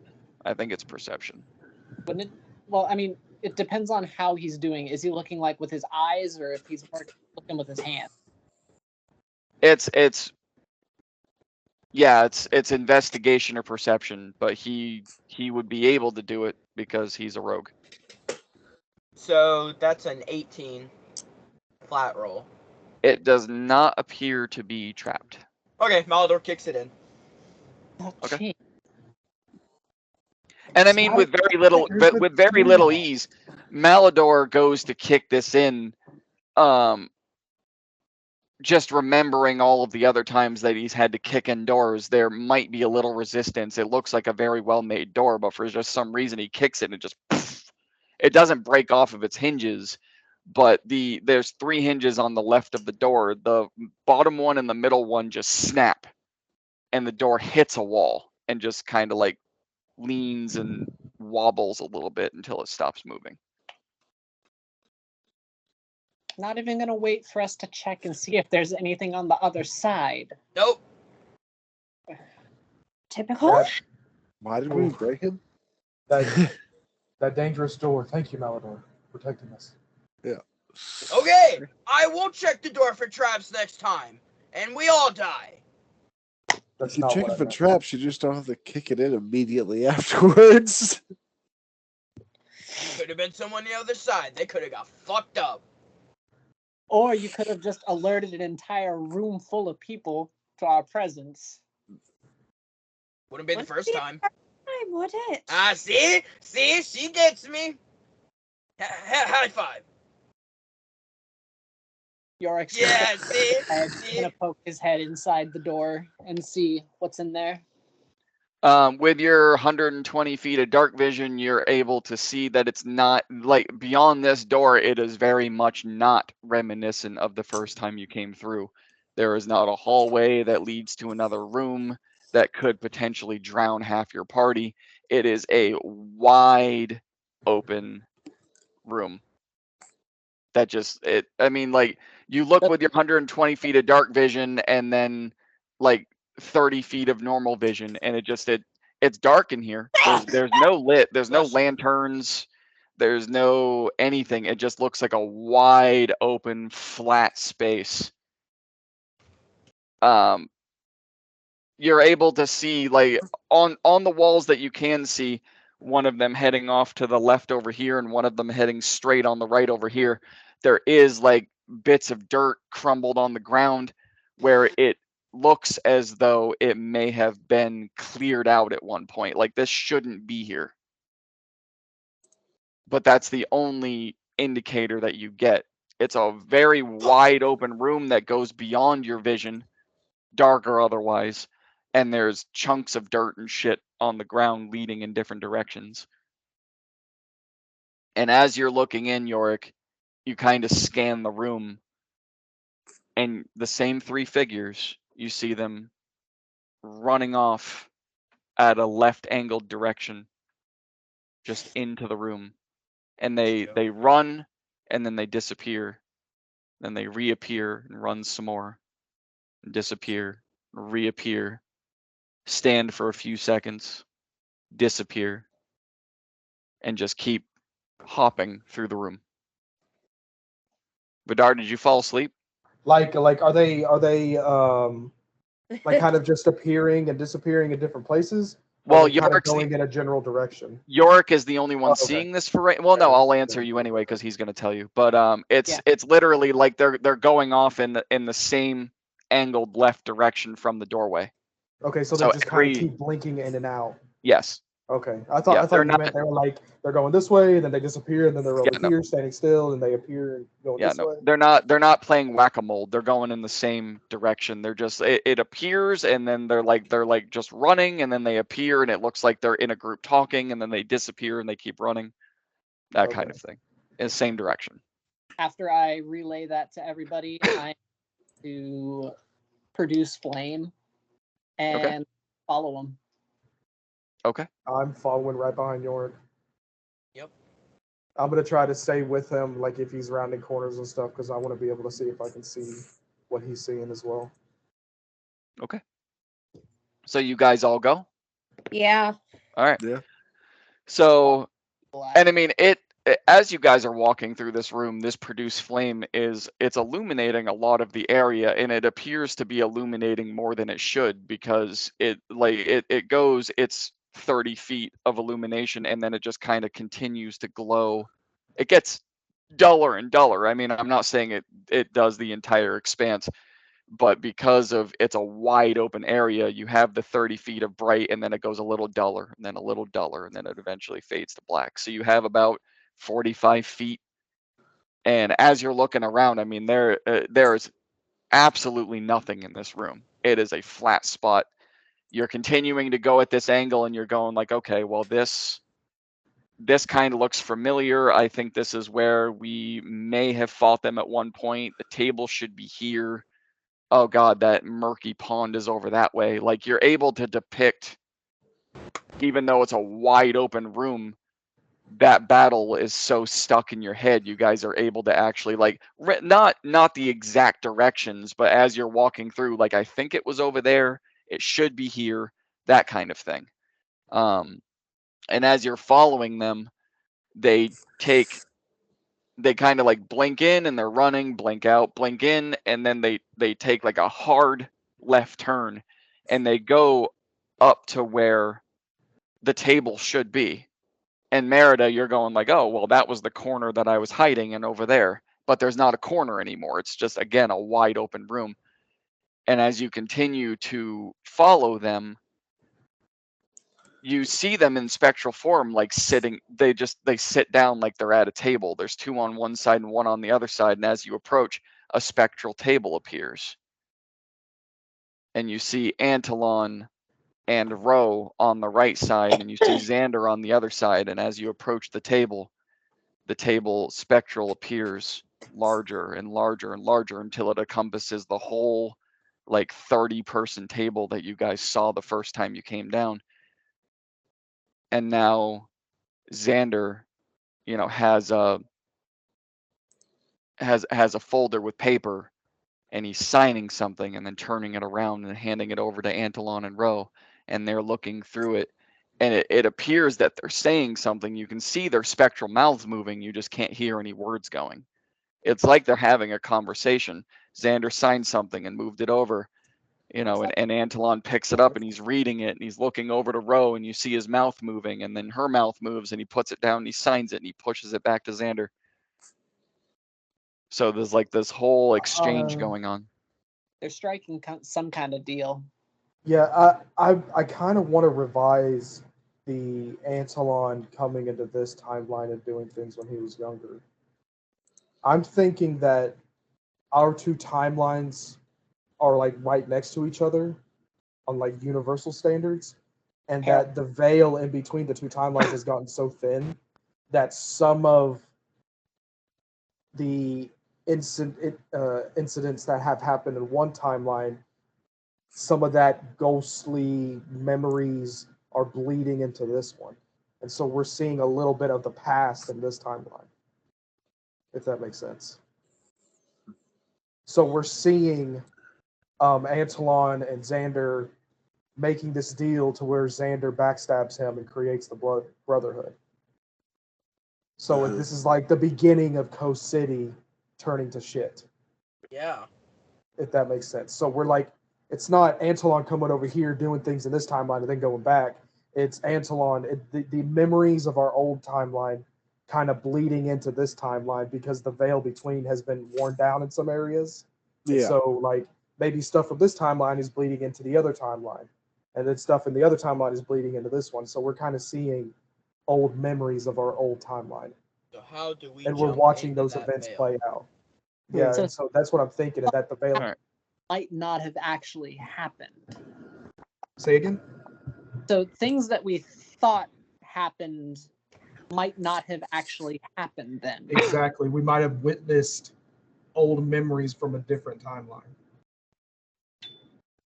It's Jover. Packers lost. What the fuck? Yorick, give me an Arcana check. With your I really proficient, do think so we you are have watching advantage. when Xander betrays Antelon and Mm-hmm. takes over the Brotherhood and starts turning Coast City to shit. I think what we're in right now is the glory days of Coast City before it goes to shit. Okay. Well, no, because the Royal Guard's here. Well, events could have played out differently, but no. What I'm saying, we're watching it 21. happen Okay. in a different timeline, if that makes sense. But the timing doesn't make sense because It doesn't matter about the timing of this timeline. We're just watching old events have happened in the other timeline. In this one, if that makes sense. yeah. So you're thinking like this is like a remnant memory of Yeah, our that has world's just past bled that's through. now bleeding for some reason. Why is it bleeding into this world though? I do remember. Maybe somebody is fucking with the veil that keeps them separated, and it's trying to jump back and forth between timelines. And they've made it so thin and it's so in disrepair that the two timelines are just starting to meld together until eventually maybe it just becomes one timeline. So then, by that logic, there could be another us. Yes, that's what I'm. Yeah, somewhere in this timeline, there's another us, and we need to be fucking careful that we don't run into. All right. So Yorick, with that 21, you are able to. So with that 21, you're able to look at these spectral beings of people that you know, and you get a little bit closer to the table, and you stare at the paper that they're signing,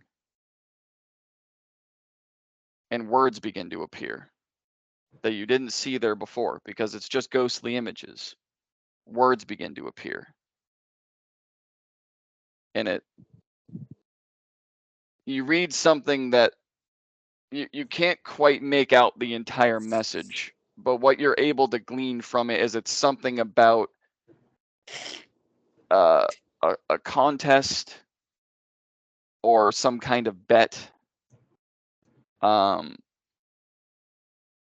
that's supposed to be happening soon, and all three of them are signing it. Don't tell me he gambled Coast City away. And as you're staring at it, and these words begin to appear, you also start to hear the three of them talking. Like it's now no longer just the mouths moving. You can actually hear them talking. And what you hear from Xander is as he takes the paper back. The only one that you hear is Xander as he takes the paper back from Antelon and Roe.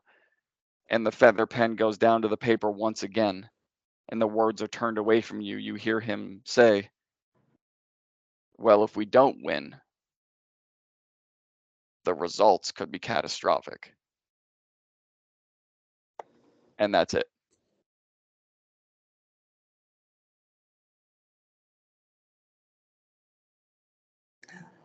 Ooh, I'm starting to make some connections, and I don't like it. Make them. There is also 2 names. No, give me an intelligence check before I give this to you. Intelligence. Intelligence. Yes, intelligence. Am smartest. I am not the smartest. That's 4. Never mind. I don't know shit.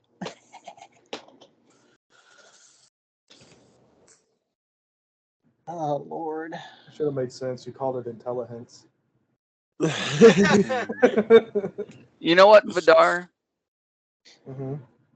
I'll give you an intelligence check too. I am. Shit, I'm not good at intelligence. I know, but I'm giving you a chance. Not 20, Just- not 20, not 20. Just 18. because of what you're okay.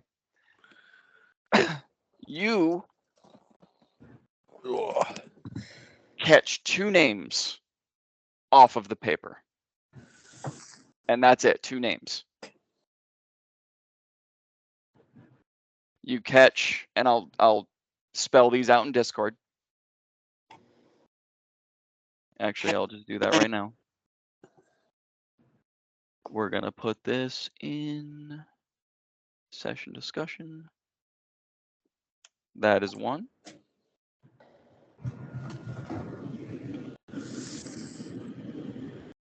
I need to get me a fucking. Dartham Brightmantle. And that is 2. I don't even. Okay. After I get these, after I read out those names, I'm just gonna kind of look at them puzzled, and I'm just gonna say them out loud without directly telling anybody. But Is anyone proficient in history? Nope. Merritt is. I like to think that I am. I'm gonna take a guess. I have some a- thinkers. I have advantage in history. Do you have advantage in history? I do. Do I? You do, so go ahead and roll it. I bet you they're thinkers. 2 and an 8. Okay, so that's a no. Merida, what did you roll? For History, which you history? also have advantage because you're proficient.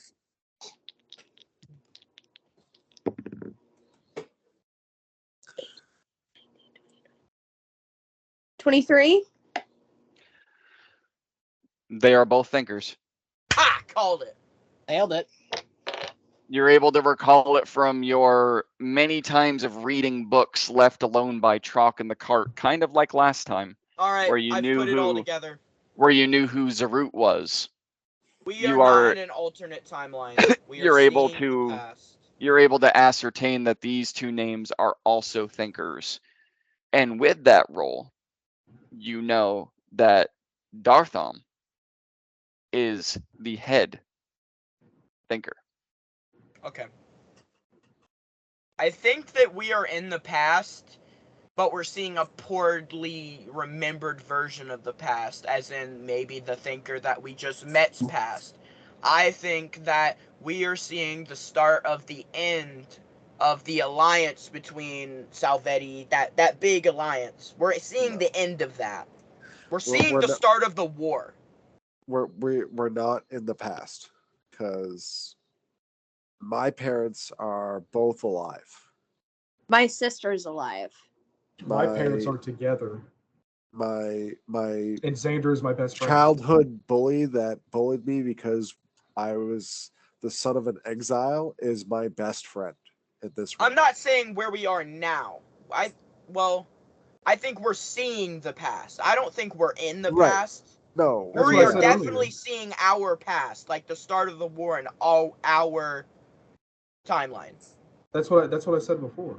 Yeah, and yeah, no, but we're definitely in an alternate timeline. Yeah. But somehow we're seeing the remnants of our timeline, like the past of ours.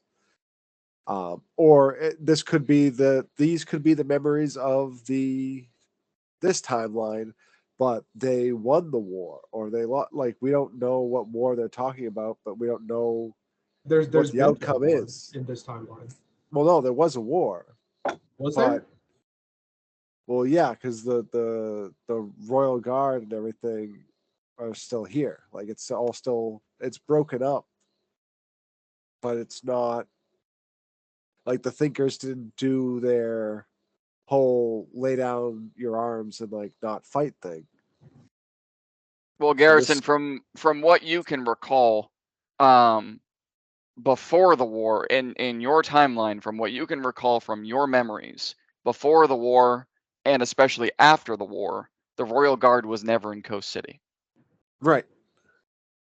So yeah, so the royal guard was never their reach was never this far. This is a result of I'm assuming them winning the war is why they're here.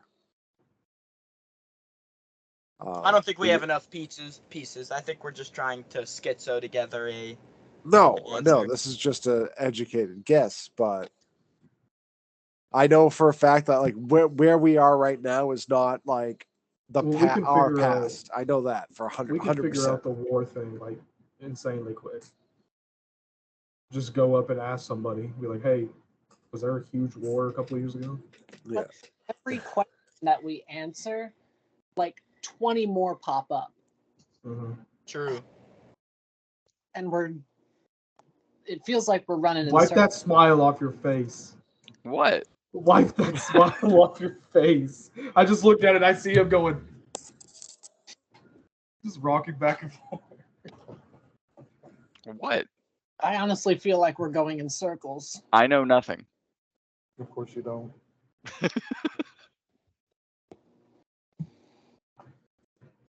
Okay. Do the so I look confused. I say out those names. Merida recognizes it. Does she tell all of us? Yeah. Are I'll the be- spectral things still there, No. or have they dissipated? The moment you recognize the names and say them out loud, they vanish from the table along with the table. And then yeah. Do we see any more doorways or anywhere else to go from this room? From where you are, you can't see much of anything. Yorick, With can you with see the anything? produced flame that Yorick is still up, it's pretty much lighting this giant section where the table should be. What? I'll just set my entire body on fire and start walking around. Be Okay. able to So see. as you set your body on fire and you turn around, the spectral figures are heading the opposite direction. Basically, the direction you guys just came. They are now running that way. I'm gonna quickly follow. I think we may have the answers that we were seeking down here, and so it would probably be all right enough to head up and try to figure something else out. Yeah. Head back up out of the tree. Let's head back. Eldar is already running after the I would figures. like to head back to the end and try to find Xander because I have some questions. I could use a nappy nap. Me too. I don't Okay. like responsibilities. So you guys are heading back out? Yeah. I mean, we see the spectral figures and they're heading back the direction we just came from.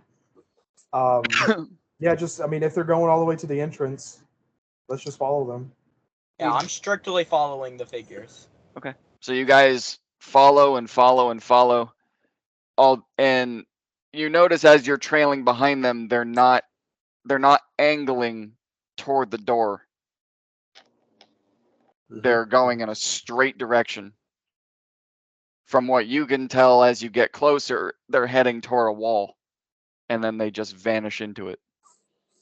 Cool. I'm fucking with the wall. I'm gonna look all over that wall, touch all over it. Give me an investigation check.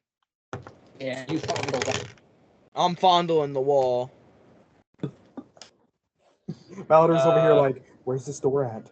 Where's this door at? 17. Okay. I mean, you give it a pretty good, reach around. Fondle the nuts and everything. It's just a wall. Can I do the same thing with what we did in the tree? Let me in. Yeah, just Nothing? Just wall? No. You're just lighting the wall up. Hey, try this, Malador. Yeah. Or Garrison. Can one of y'all just try to punch a hole in the wall. I can't believe I'm suggesting. Got it. Don't even have to tell him.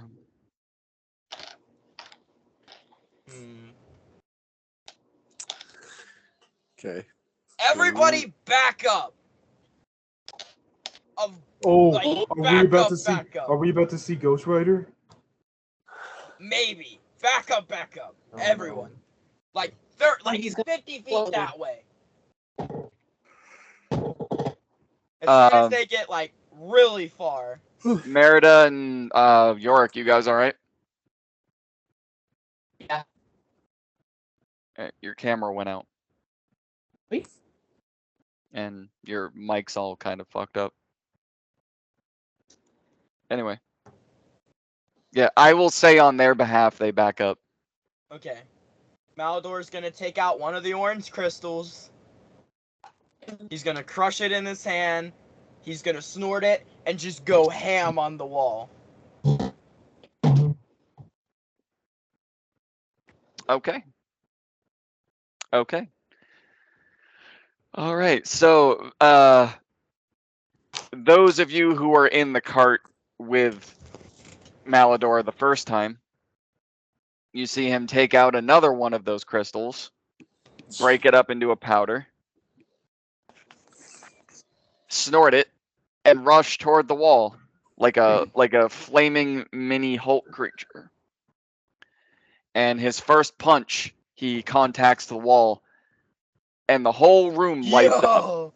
The entire room at this point lights up, and everyone kind of looking around in a quick glance, especially Yorick again with his passive perception, looking around. This room is massive expanse, but there are walls on each side, and it definitely looks like it was hollowed out for a purpose, which you guys can kind of draw your own conclusion what the purpose is.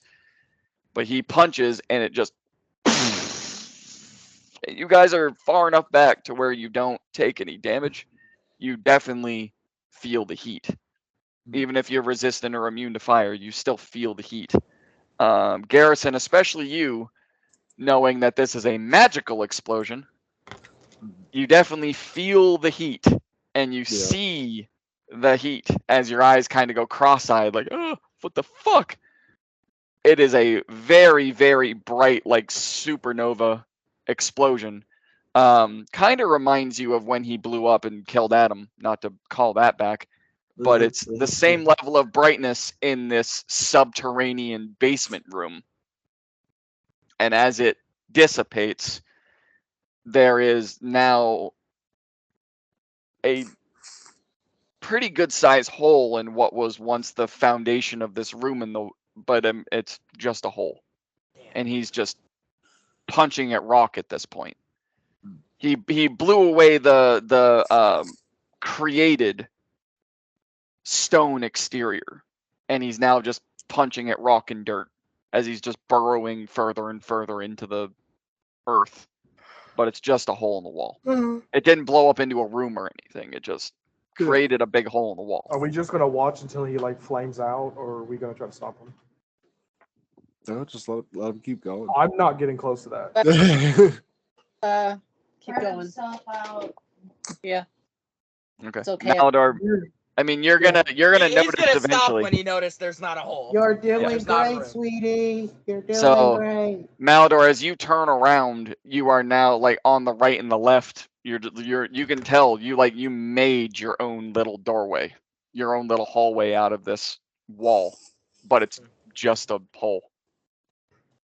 There's nothing special about it other than the fact that you made it, and it's now There's really no hot in here. hole. Just kind of reinforcing my thought on like the two timelines bleeding through together. I don't know if it does that for anybody else, but okay, yeah. Let's go back to the main entrance. I have questions for Xander. Okay. Yep. I still want to try that magic door in the restaurant.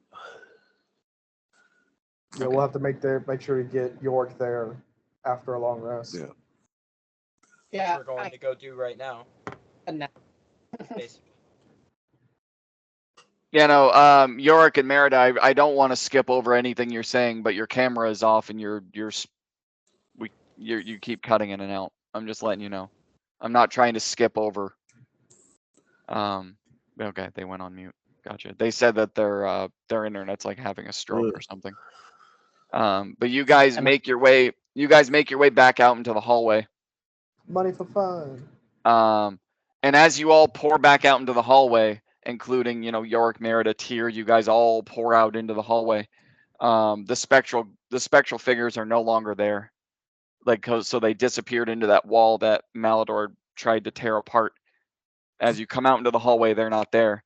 Oddly enough, standing in the middle of the tunnel, front and back facing the sides of the tunnel, is the mud monster. Alright, are we back? Sort of. Sorta. I saw you for a second, and then you went away again. Does it look hostile? It looks stationary. Like it's not facing either of the entrances. It's literally side to side of the hallway. And it looks like it's just staring at the wall. As mud monsters do. I'm gonna slowly approach it and just be ready to, kind of jump or take steps back if it does anything threatening. Okay. I mean, if you guys are trying to get around it, give me a group stealth. Well, Malador wasn't gonna go around it. He was gonna throw a random card at it. Okay. Okay, Vidar's taking a step back. Yeah. So I mean, the rest of you can roll a stealth if you'd like, while Malador re-engages. No, I'm not getting I'm not anywhere near the monster when a card's being thrown at it. 74. Okay. I'll roll stealth in a second. No, Okay. you don't want to. Malador's throwing a card. I'm 70. proficient in stealth, you fuckers. 74. It doesn't matter. Oh. Malador's throwing a card for some reason. Oh. Oh Some no. weird reason. Hi. What did I do? Oh. I need a max win. This is okay. What did I do? Okay. Something stupid. Probably. Okay. Finally get the horny card. All right.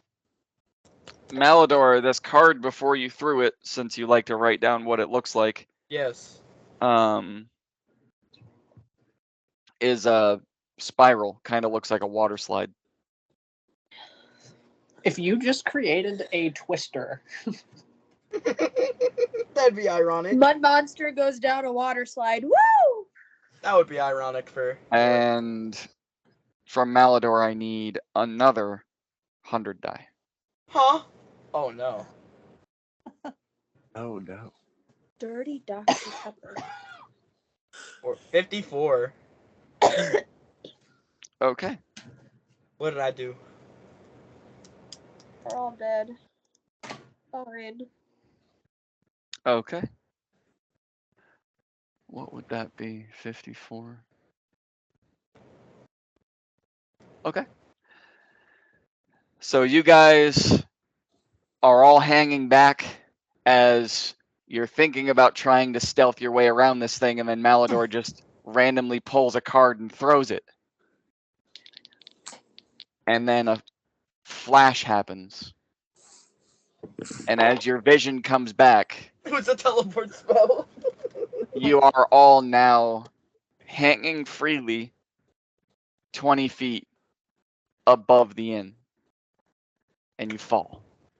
Hey! I need dex saves from everybody. I'm just gonna hover. Your please. Can't have Everyone I- else is gonna fall. Garrison's just gonna be like, "Oh, okay." Can I Can I Hmm? catch myself with fire repulsion? Give me a dex save.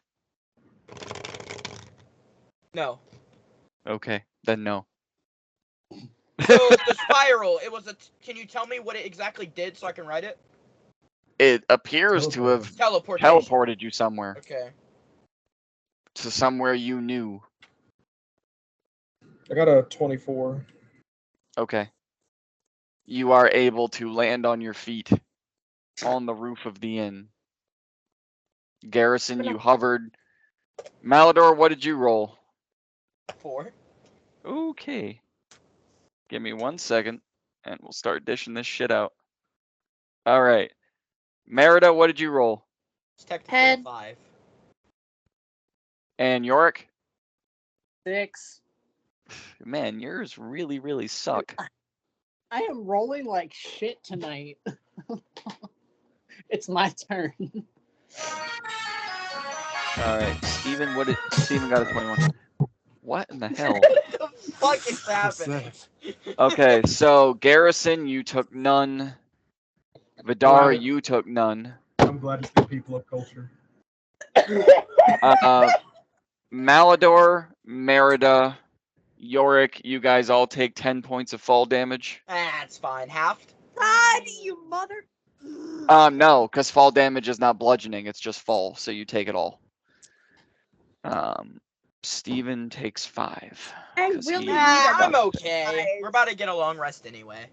I can confirm game does have fall damage. Yes. So Yorick, Merida, and Malador, you guys hit and roll off onto the ground. Malador just. What else can go wrong? What Steven could Steven possibly hits. go wrong? Steven hits and catches himself and then jumps down. Vidar, you're fine. You didn't take any damage at all. And Garrison, you just kind of hovered and jackassishly floated down to the ground. I'm gonna slide down the roof and try to help York and Merida up. Okay. Not Malador. Nope, Malador's a big boy. Malador's a big boy. He can handle himself. Did All Tyr right. come with? No. Oh God. Hey, that's Oh. your girlfriend, bro. I don't care. She does You take not care of that. she does not appear to be with the group. I hope she has fun with the mud monster.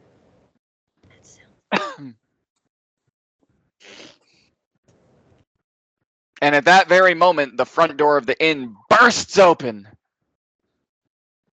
And Vidar, you see a raccoon-eyed, bloodshot-eyed, very drunk Xander. Hey! Who's making all that Oh.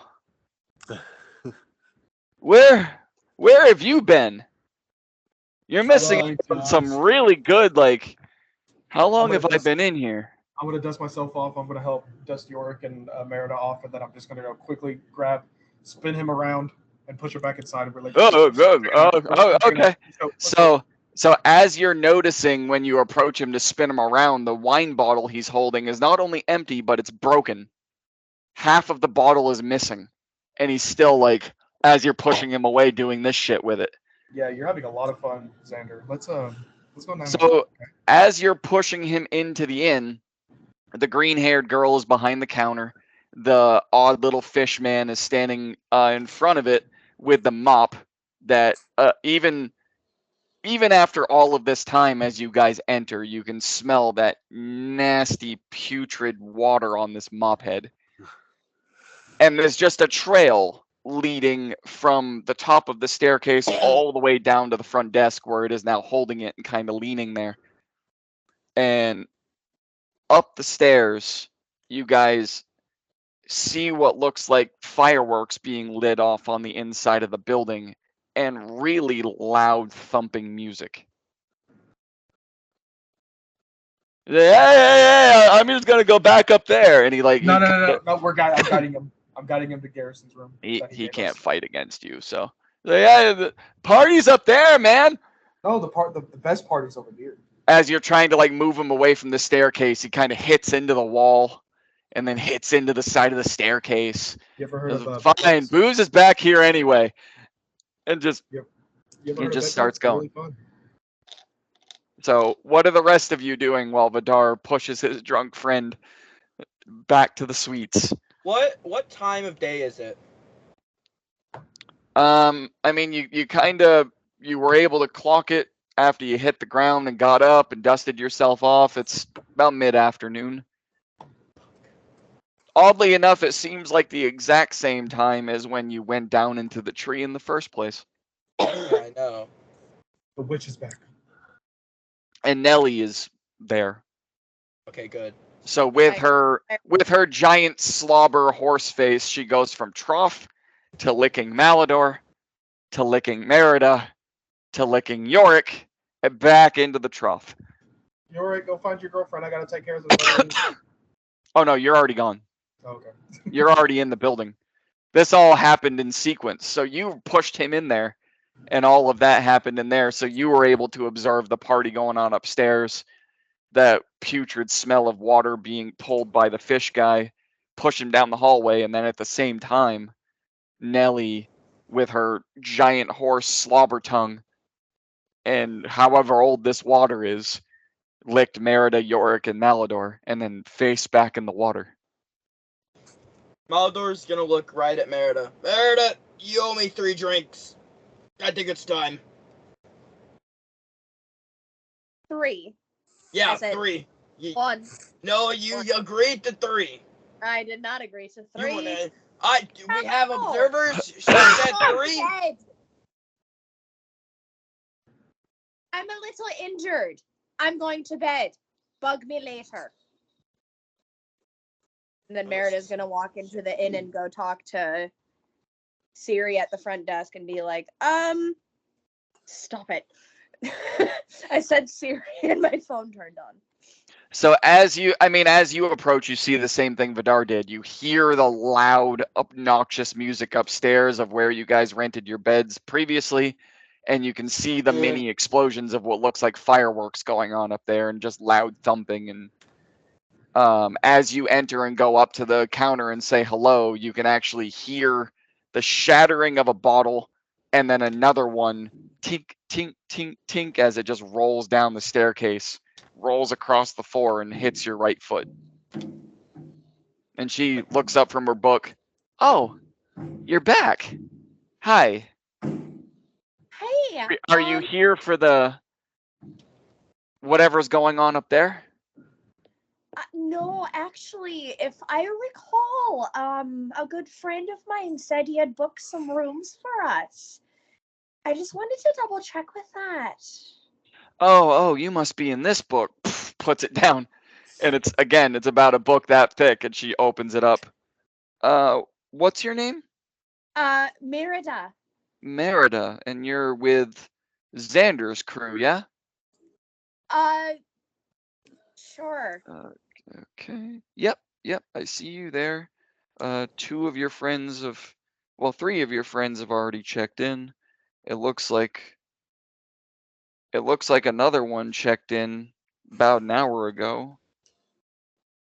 So this you Who's that? and there appears to be 2 more that are still on the list. I have a Yorick and a Malador. Oh, they're outside, dearie. Okay, good, because I'm still waiting for them. But it appears once you check in and they check in, you've all taken your rooms. Yep, it's just down past the staircase over there. Go all the way to the end of the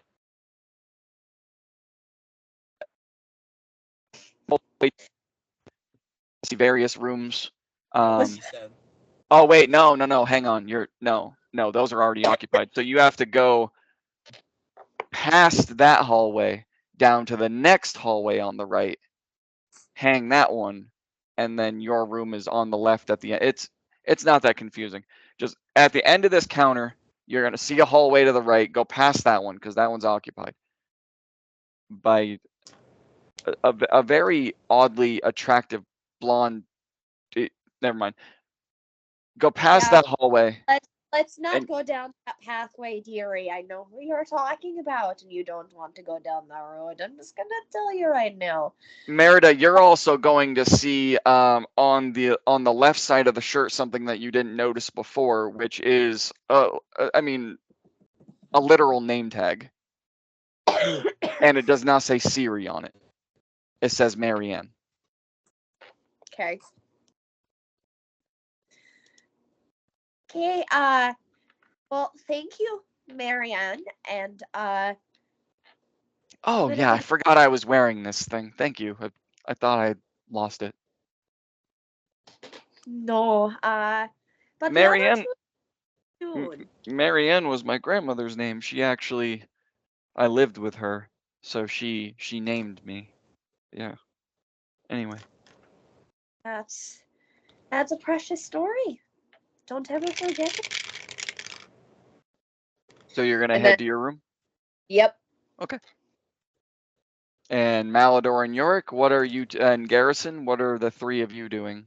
Garrison, I've been thinking about this. You're like, oh, scary now. You're like, have bat powers.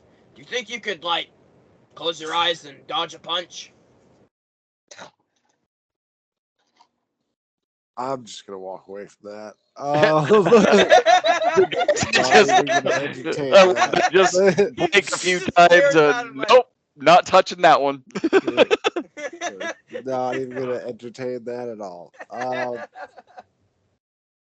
Yeah, I mean, if we're gonna like do like a long rest type thing, I'm just gonna go take a nap, I guess. All right. York, we should at some point tonight head to that light place. I want to make sure we get there when it's open and check out to see if that magic door is there. Merida owes me alcohol, so it sounds like a plan. I just want to sleep. Leave me be. Yeah, we should. I'm we running should on definitely 8 health. check it out. Let me sleep. Oh, Yeah. you'd already be in your room at this point, and it's the same one that I described for Vidar and Garrison. That wide open, king size bed, bar off to the right, 3 stools in case you needed that many, a vanity off to the left with a giant mirror, a mirror above the bed.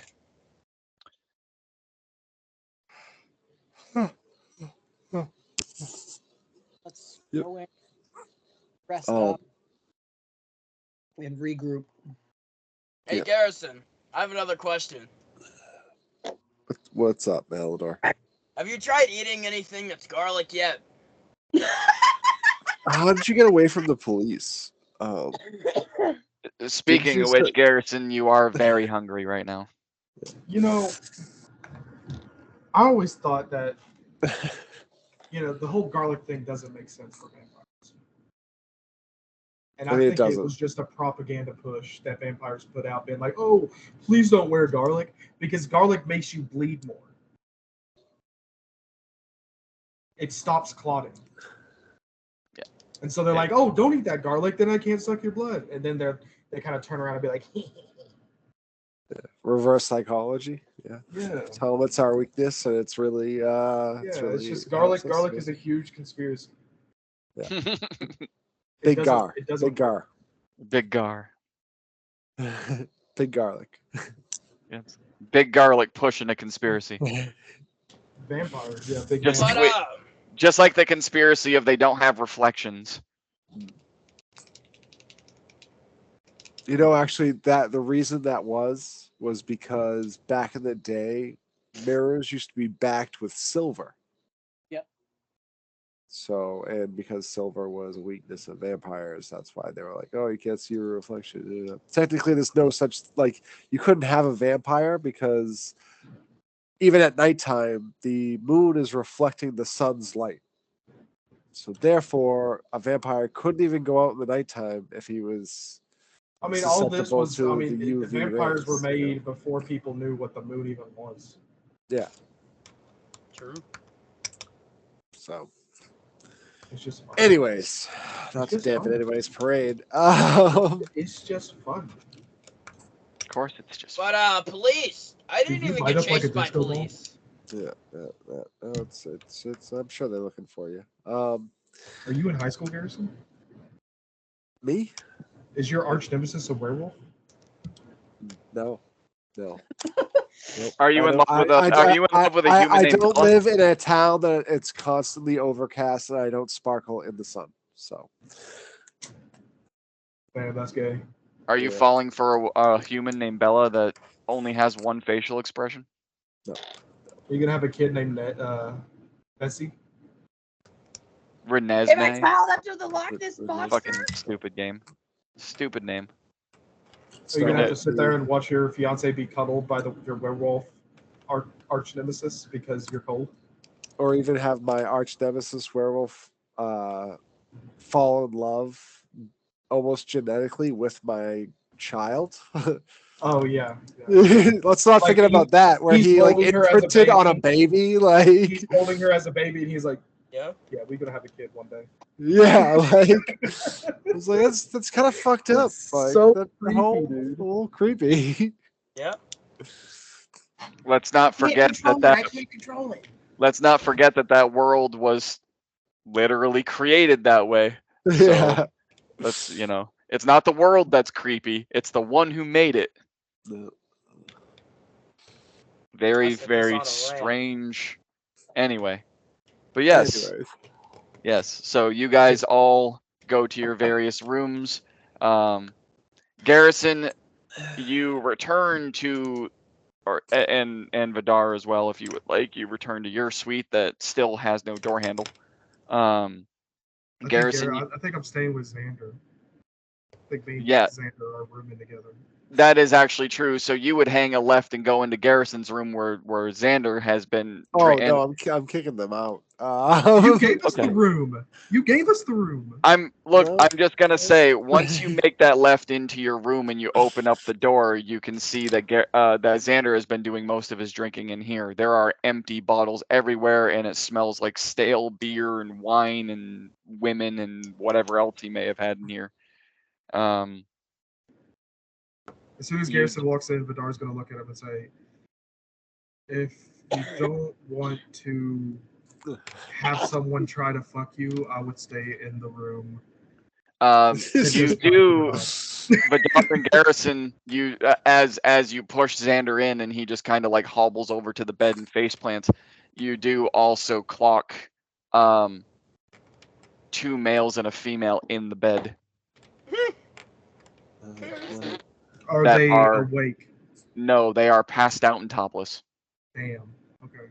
Can you- I'm going to try to sneak a pillow out from underneath them, and I'm going to grab one of my clean jackets, and I'm going to get on the other side of the room in the corner, lay down, and put the jacket over myself. Well, there is a couch you can sleep on. Okay, I'll lay on the couch then. So Garrison, are you staying in here or going into the other room that may or may not have been No. disturbed? We can Yeah, cuddle. I can I'm keep gonna you go warm. into the other room Okay. where there's probably not like a stained pillow Offer. or couch that's gonna be able to be sleeping on. Okay. You head into the other room where the doorknob no longer works and the door no longer closes, but this room has not been disturbed. Yeah. So you Aldor's. lay down peacefully on your bed. Yeah. Yep. Malador is doing what? Aldor's gonna go upstairs and see what's going on. Of course. Okay. And Yorick, you are headed where? I am headed to the rooms. Okay. So you also approach the desk where Marianne guides you to your suite, which is in the same hallway where Merida was. Malador, you approach the top of the stairs and look around, and you can just from a quick scan, the music is very loud up here to the point where you can't really even hear yourself think. And the higher you got up the stairs, the more the ground thumped, the louder the music got, and the brighter the lights got. And of course, the fireworks that are going off are now, the percussion is now hitting you as you approach. It's and they're just going off, and they're literally lighting off fireworks inside the building. And surprisingly, nothing is catching on fire. What the fuck is happening? What is happening? You entered the party. That wasn't the music that I chose, but it works. It's the, And it's as the you- Riz, it's the Riz music.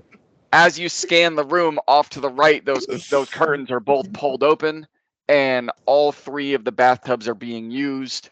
There is definitely seduction going on in all 3 of those Yeah. bathtubs. And as you scan to the left, you can see a wide variety of different races and species, mostly red pandas. that strangely resemble Merida.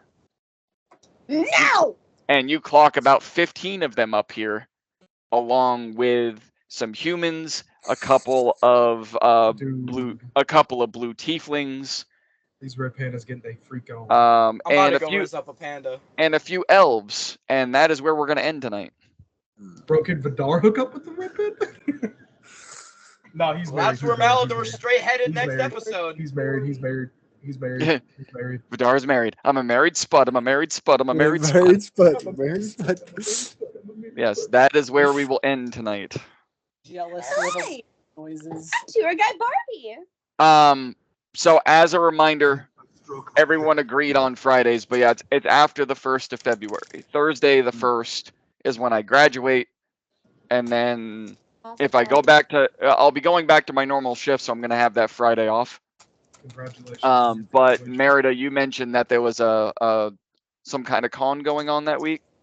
There is MegaCon February 1st, 4th that I'm working, and Ty will be attending with me, and it's going to be Okay. a very. Ty, Okay, what so- are you going dressed up as? We will probably be absent from that. At least that week. Damn. So yeah, well, no, Friday the 2nd we're gonna cancel altogether. Okay. Just so you guys won't have to worry about them. Just the 1st I graduate. The 2nd is when we would play, but we're gonna cancel that one and go to the next week, which would be the 8th, I want to say. What are y'all going dressed up as? It'd be the 9th. I have 2 planned currently. So there is a booth that I'm going to be working with, so I get into the con for free. And because Ty is considered my medical companion because I have a lot of medical issues, he gets in for free. I'm a So medical service animal. Well, that makes sense anyway. he's a service. So I'm not allowed to pet him? Fuck. Do No. not No. pet Startle. Not without permission. Please He'll bite you. Not while he's working. He'll bite me. But Yep. the booth that I'm going to be working with is it's called the Dragonwood Controversy. Hell yeah. It is it's a controversy that raises awareness for endangered reptiles and species. So crocodiles, alligators, different types of snakes. We've had owls before. But Yes, we're owl's my favorite reptile. here gaining donations so that we can further educate other people, such as like schools and things like that. Hell yeah. So 2 cosplays that I Sorry, Garrison. planned is I want to do Lucy Gray Baird from Hunger Games Songbirds and Snakes, Yep. Okay. because that would just be ironic because her whole thing is that her singing calms the snakes. I also want to do the Beelzebub cosplay from Hell of a Boss. Hell yeah. And then I'm also thinking we're probably gonna pull out our FNAF cosplays Sun and Moon again. I'm guessing because that actually worked really well in October. Probably. Can you but I'm dress up as the probably deep fried repeat- toothless? Gray. So that's 4. Dress up as And- Toothless. Yeah, no, the deep fried toothless and dance to this song. Nice. Oh, This one was on purpose, wasn't it? I That's what- actually have a Light Fury onesie. That's what Malador is doing upstairs right now. Yeah. As he's gonna try to sleep with a panda.